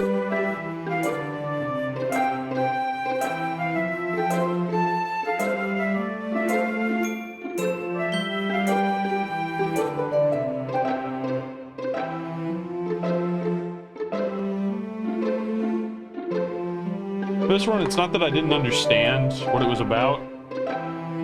Like, I gave it an 8, so I obviously understood it, but like, it just seems too much like a diary entry to me, like, and less of a poem. Seems like I get the symbolism, I get the metaphors, I get all that stuff, but there's also like a weird fascination with the cutting of the knife and like other things that I'm like, okay, well, maybe let's not make a knife the focus of everything, like especially like a sharp knife, like that kind of scares me a little bit. And also I guess also a raccoon, like raccoons are cute question mark, but like I don't know, I don't always think of raccoons as like the best animal to be using in this situation. I guess I kind of get it. It's just it's not as good as yesterday's. Yesterday's was a lot better.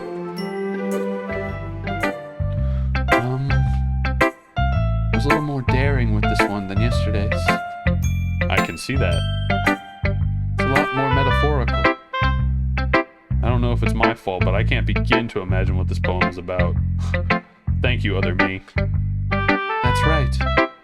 It's a bit closer to my preferred writing style, using the poem as a canvas to express vivid imagery and conveying emotions through them. Yeah, if I take it at face value, then I can't even figure out what it's supposed to mean. Well, I think it's something that different people can relate to in their own way. I wanted to express the way it feels for me to indulge in my more unusual hobbies. It's those sort of things I'm usually forced to keep to myself, so I sometimes enjoy writing about them. Huh, that's funny. Didn't Natsuki also write about something like that? About someone being ridiculed for a strange interest? She did. Yeah? She was talking about how it doesn't matter what you're into as long as you're not hurting anybody. She's right. I mean, does she really feel that way? Yeah. Sounds like you two have that in common. Yeah, that's interesting. To me, she seemed like the kind of person who would make fun of my hobbies. But I suppose that's my fault for judging, isn't it? Please don't tell her I said that. Don't worry, I have no reason to. Okay. Well, thank you for sharing it with me. After all, if I hadn't learned to embrace my own weirdness, I would probably hate myself. I might be ranting a little bit now. But I'm glad you're a good listener.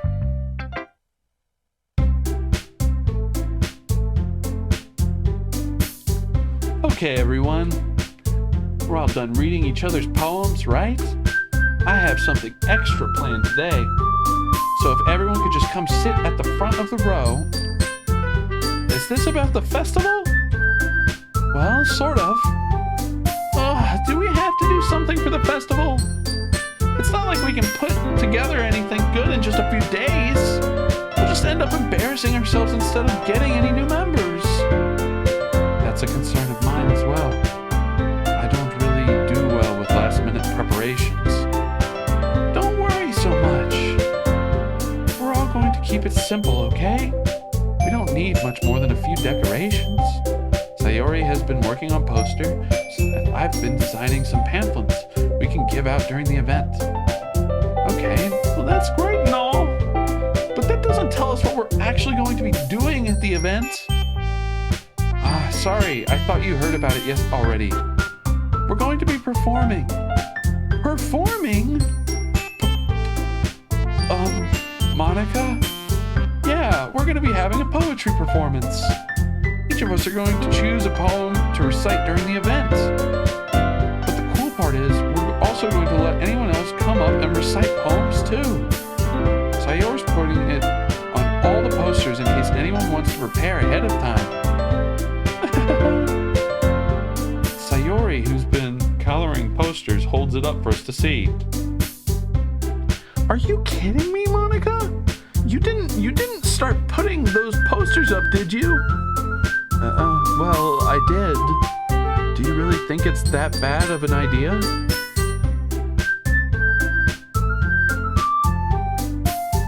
Could you pay me an advanced Spider-Man quote? An advanced Spider-Man quote?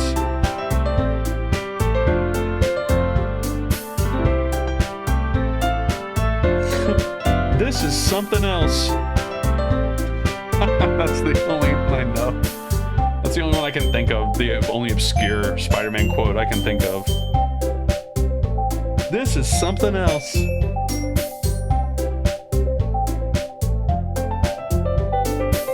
Well, no. It's not a bad idea. But I didn't sign up for this, you know. There's no way I'm going to be performing in front of a group of people like that. I agree with Natsuki. I could never, in my life, do something like that. Imagining it. Yuri shakes her head in fear. Guys! No, Sayori. I understand where they're coming from. Remember that Natsuki and Yuri have never shared their poems with anyone until just a couple days ago. It's a lot to ask them to recite their poems out loud to a room full of people. I guess I kind of overlooked that. So, I'm sorry. But, still think we should give it our best. We're the only ones responsible for the fate of this club. If we start the event and each put on a good performance, then it will inspire others to do the same. And the more people who perform, the better we'll be able to show everyone what literature is all about. Yeah! It's about expressing your feelings, being intimate with yourself, finding new horizons, and having fun. That's right. And it's those reasons that we are all in this club today. Don't you want to share that with others? Inspire them to find the same feelings that brought you here in the first place? I know you do. I know we all do. And if all it takes is standing in front of a room for 2 minutes and reciting a poem, then I know you can do it. Natsuki and Yuri remain silent. Sayori looks worried. I guess that leaves me no choice. I agree. I don't think it's too much to ask. I think Sayori and Monica have been trying really hard to get new members. The least we can do is help them out a little bit. Well, maybe, but... Looks like Natsuki doesn't have any arguments left. Okay, fine. Guess I'll just have to get it over with. All right. Thanks, Natsuki. What about you, Yuri? Yuri dejectedly glances around at everyone else's expectant faces. I guess I don't really have a choice. That's everyone. You're the best, Yuri. This club is seriously going to be the death of me. Oh gosh. I'll be fine, Yuri. But anyway, let's move on to the main event. I want each of you to choose a poem of yours. We're going to practice reciting them in front of each other. No way! Monica, this is too sudden. Well, if you can't recite your poem in front of the club, how do you expect to do it in front of strangers? Oh no. Don't worry. I'll start off to help everyone feel a little more comfortable. Can I go next? Of course. Now let's see. Monica flips through her notebook to the specific poem she has in mind for herself. She then stands behind the podium. The title of this poem is called The Way They Fly. Monica begins reciting her poem. Her clear, confident voice fills the room. More than that, her inflection is pristine. She knows exactly how to apply emotion behind each line she recites, bringing the words to life. Is this something she's done before, or is she simply a natural? I glance around me. Everyone has their eyes on Monica. Sayori looks amazed. Yuri has an intense expression on her face that I don't understand. Finally, Monica finishes the recitation. The four of us applaud. Monica takes a breath and smiles. That was so good, Monica. Thank you very much. I was just hoping to set a good example. Are you ready to go next, Sayori? I'll go next. Oh, Yuri's fired up all of a sudden. Yuri clutches a sheet of paper between her hands and stands up. Keeping her head down, she walks quickly over to the podium. This poem is called... Yuri anxiously glances at each of us. You can do it, Yuri. It's called After Image of a Crimson Eye. Yuri's voice shakes as she starts reading the poem. Just a moment ago, she practically refused to do this. Why is she suddenly putting in so much effort? As Yuri gets past the first couple of lines, her voice changes. It's almost like what happens when Yuri gets absorbed into her books. Her quivering words transform into sharp syllables of a fierce and competent woman. The poem is full of twists and turns in its structure, and she enunciates with perfect timing. This must be a rare glimpse into the whirling fire Yuri keeps concealed inside her head. Suddenly, she's finished. Everyone is stunned. Yuri snaps back into reality and glances around her as if she's bewildered even herself. It's up to me to save the situation. I'm the first to start applauding. Everyone joins me afterward and we give Yuri the recognition she deserves. It's not that we didn't want to applaud for her, but we were so caught off guard that we must have forgotten. As we applaud, Yuri holds the poem to her chest and rushes back to her seat. Yuri, that was really good. Thank you for sharing. Looks like Yuri is down for the count. Okay, I guess I'm next then. Sayori hops out of her chair and cheerfully walks up to the podium. This one is called My Meadow. Sorry, I giggled. Sayori. It's a lot harder than I thought. How did you guys do it so easily? Try not to think of it as you're reciting to other people. Imagine you're reciting it to yourself, like in front of a mirror or on your own or in your own head. It's your poem, so it'll come out the best way, that way. I see. Okay then. Sayori begins her poem. Somehow, it feels like her soft voice was made as a perfect match. The poem isn't aimlessly cheery like Sayori is. It's serene and bittersweet. If I were to read this on paper, I probably wouldn't think much of it. But hearing it come from Sayori's voice almost gives it a whole new meaning. Maybe this is what Sayori meant when she said she likes my poems. It's like we get to reach more deeply into someone I thought I knew through and through. Sayori finishes and we applaud. I did it. Good job, Sayori. Even Roy liked it. I guess that's a good sign. What does that even mean?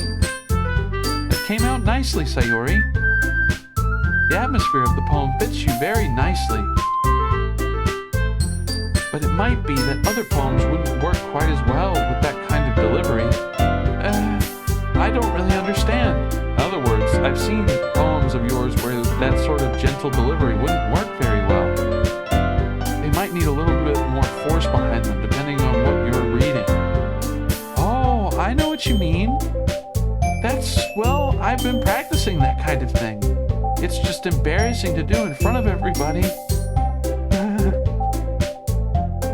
The next time I'm going to make you pick a poem that challenges you a little more. You don't have much time before the festival, you know? Okay. Now, who's next? Natsuki? Don't make me go before Roy. Not like I can compare to you guys anyway.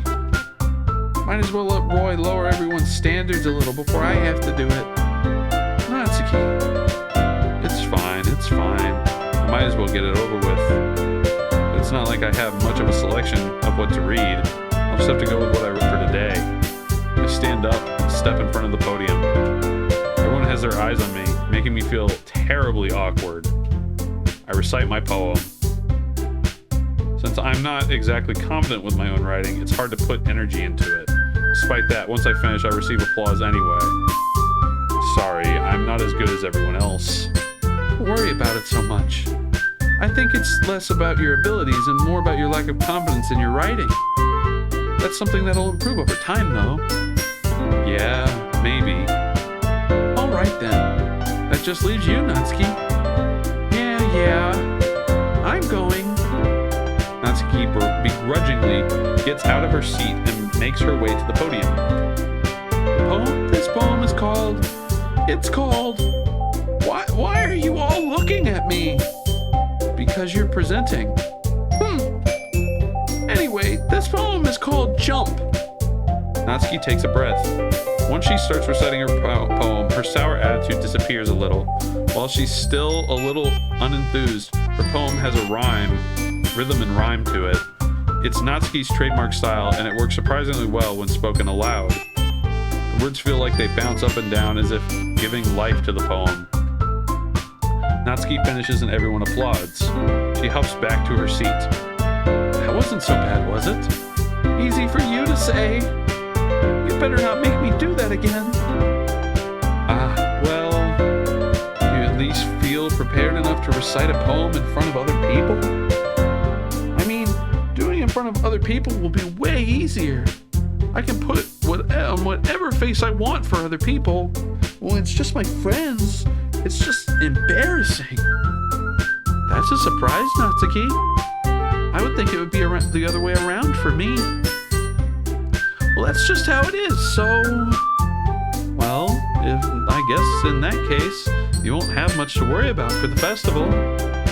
That said, I want to thank everyone for coming through. It might be hard, but I hope that you all have an idea of what it's like now. Make sure to pick up a poem and get enough practice before the festival, okay?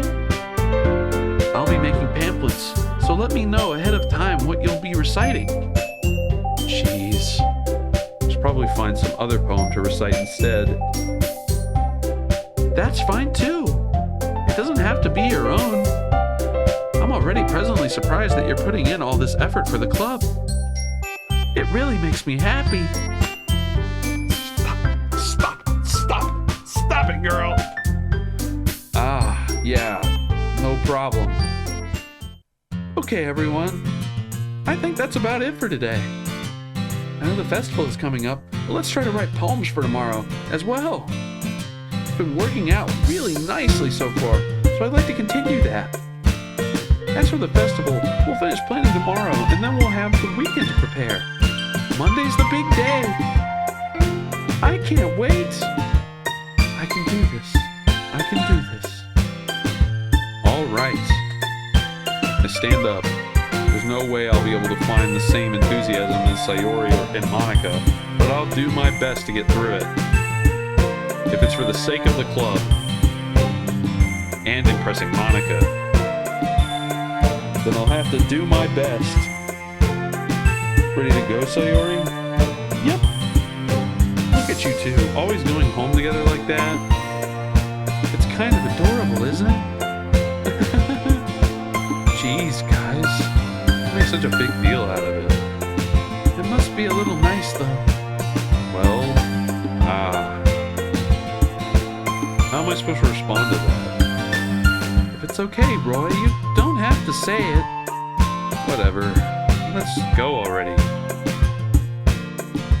I walk home with Sayori once more. Even though it's only been a few days, a lot of things have already changed. But today, Sayori is a little quieter than usual on the way home. Hey, Sayori. Sorry, I was spacing out. No wonder. I was thinking about something from earlier. Like how we get to... Sayori fumbles with her words.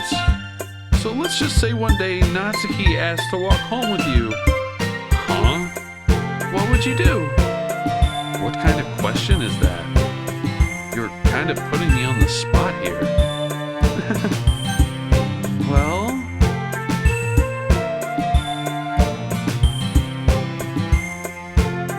Oh boy. Do I pick my childhood friend? Or do I pick my basic love interest at this point.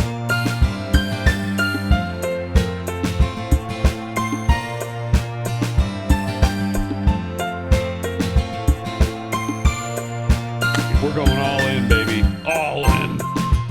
Walking home with Natsuki, huh? Why does the thought of that make my heart pound? I mean, I think I would be afraid of what she'd do to me if I turned her down.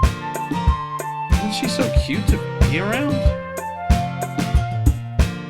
That has nothing to do with what I just said. You admitted it.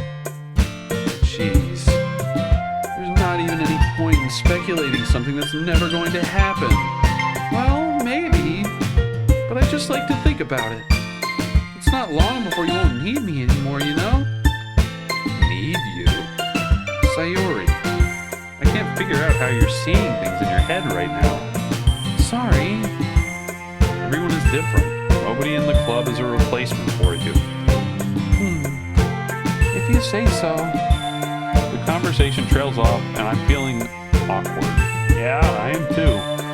But it was kind of her fault for trapping with such a weird question. I just can't lie to her. But if there's something that makes her happy, I would hate to take that away from her. That's why I said there's no point in speculating. Then again, the festival is only a few days away. Who knows what will happen in that time? It's a good sign. Alright, we're back here, boys. Wonderful despise. Sugar aura. Vibrant dazzle. Infinite flying. Charm portrait. Vibrant dazzle. Infinite flying? Flying, baby. Happiness candy. Happiness candy? I can eat candy that just makes me happy? Warm pink. Okay. Broken fan. Whoa. Vivid skipping. Ribbon destiny. Ribbon destiny. Happiness candy, baby. Fun agonizing. I don't never have fun agonizing. Well, that's not true. Shopping fickle. Analysis prayer. Jump covet. Treasure tragedy. Treasure tragedy. Shopping is kind of fickle.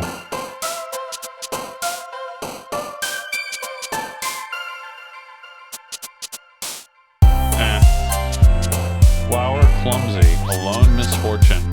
Cute effulgent. Well, I can't pick that. Lust uncontrollable. Lust uncontrollable. Whoa. Wrath color.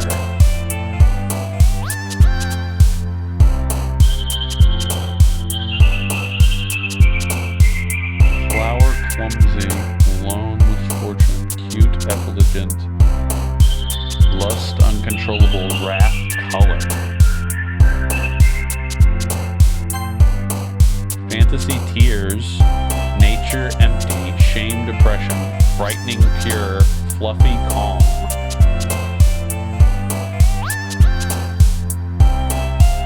Nature empty. Fantasy tears.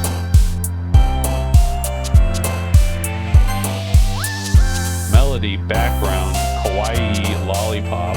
Oh wow. Marshmallow milk. Marshmallow milk. Smile electricity. Kiss mouse. I would not kiss a mouse.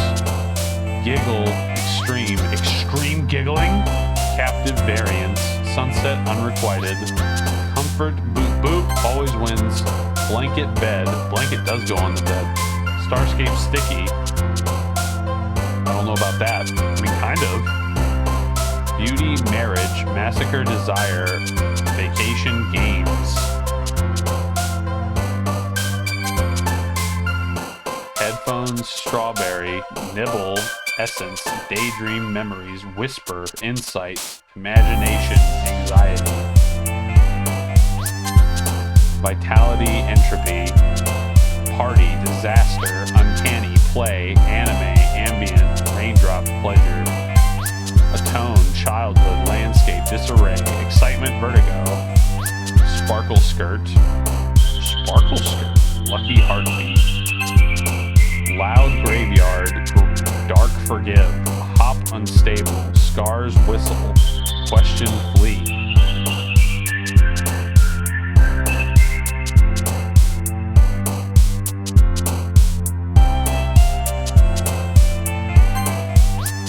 special cage. Huh. Incongruent puppy. Whoa. What?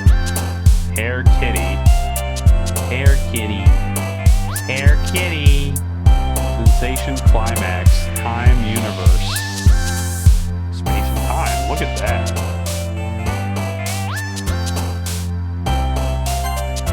Socks spinning. Music fireflies. Anger cheer. Existence pout. Vanilla swimsuit. Vanilla? What a vanilla swimsuit you have there. Bubbles bouncy. Tenacious lipstick. Contamination parfait. Contamination parfait. That sounds like a band. Chocolate bunny. Laugh crimson. Contamination parfait was pretty cool. Doki Doki always wins. Hope, meager, romance, death. Valentine poof. Valentine poof.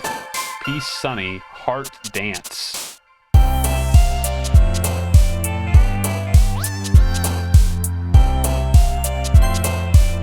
Pain, suicide, grief, sadness, holiday, rose, defeat, sweet, fear, intellectual. Defeat is pretty sweet. Rainbow horror, email disoriented, twirl, misery, ocean, adventure, secretive, rain cloud.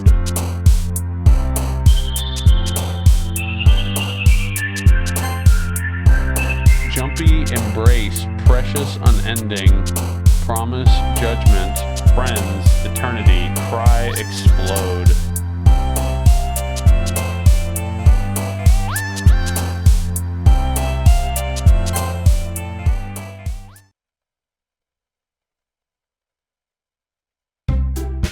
All right, boys.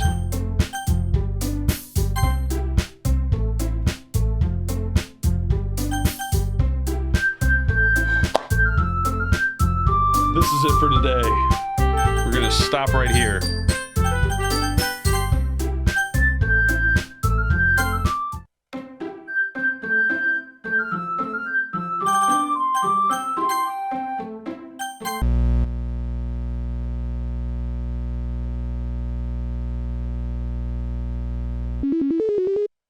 What the heck?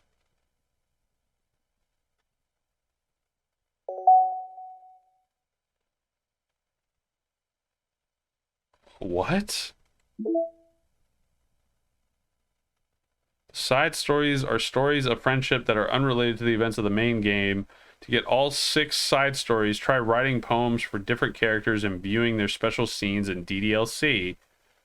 Interesting. Interesting. Pictures. Oh, wow. Look at this. I get pictures. Oh, and they give me all the poems. Look at that. And they give me all the scenes. And some concept art. That's cool. Okay, so this is what it's all about. And music. Oh, wow. They just give me all the music? That's pretty cool. Yeah, this is pretty cool. So you can just play...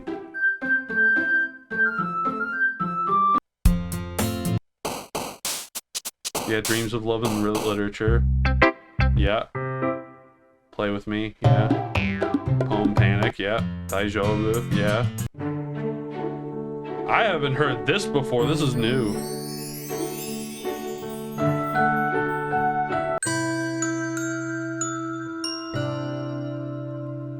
I haven't heard this one before.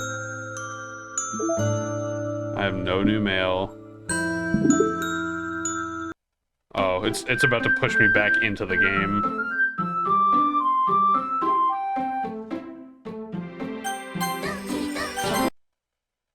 Okay, so I guess that's my new quit menu. That's weird. Woo!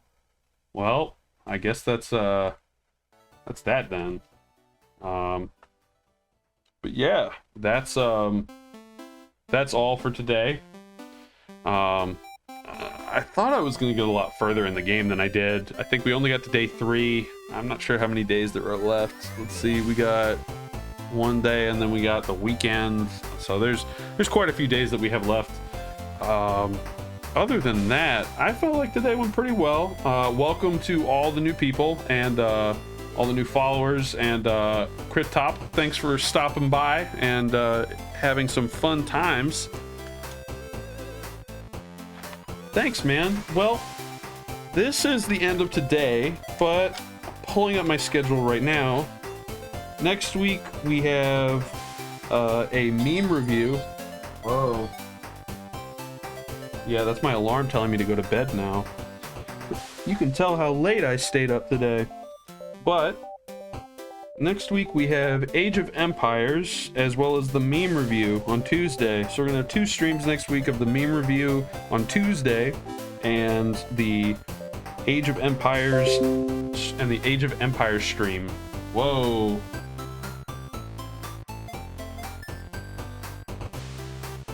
Come on now. Keep doing this stuff, man.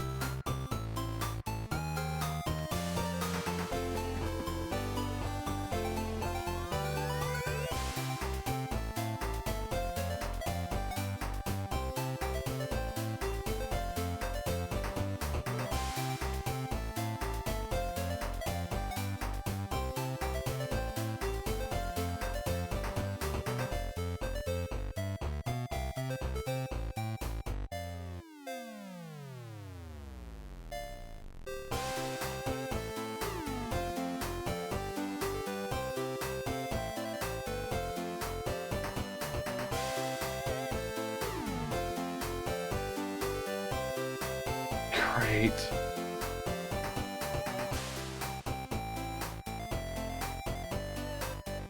So yeah, my internet just went out for everyone that's watching the VOD. Yeah, that's pretty great, but unfortunately that's how it is. My next streams are going to be coming up.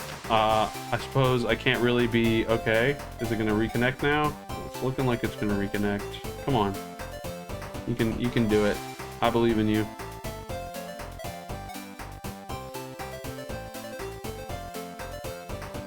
Why my streams are kind of ew. Let's see if I can get this.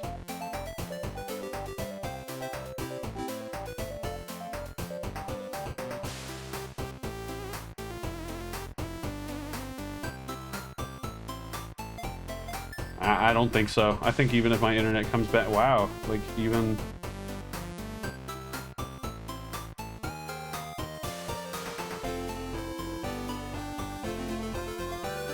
Something just happened on my computer. It just took some form of internet.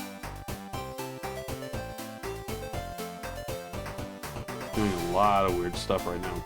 But anywho, that's it for today. The schedule will be posted on everything, and thank you for joining. I hope you have a great night. Bye-bye.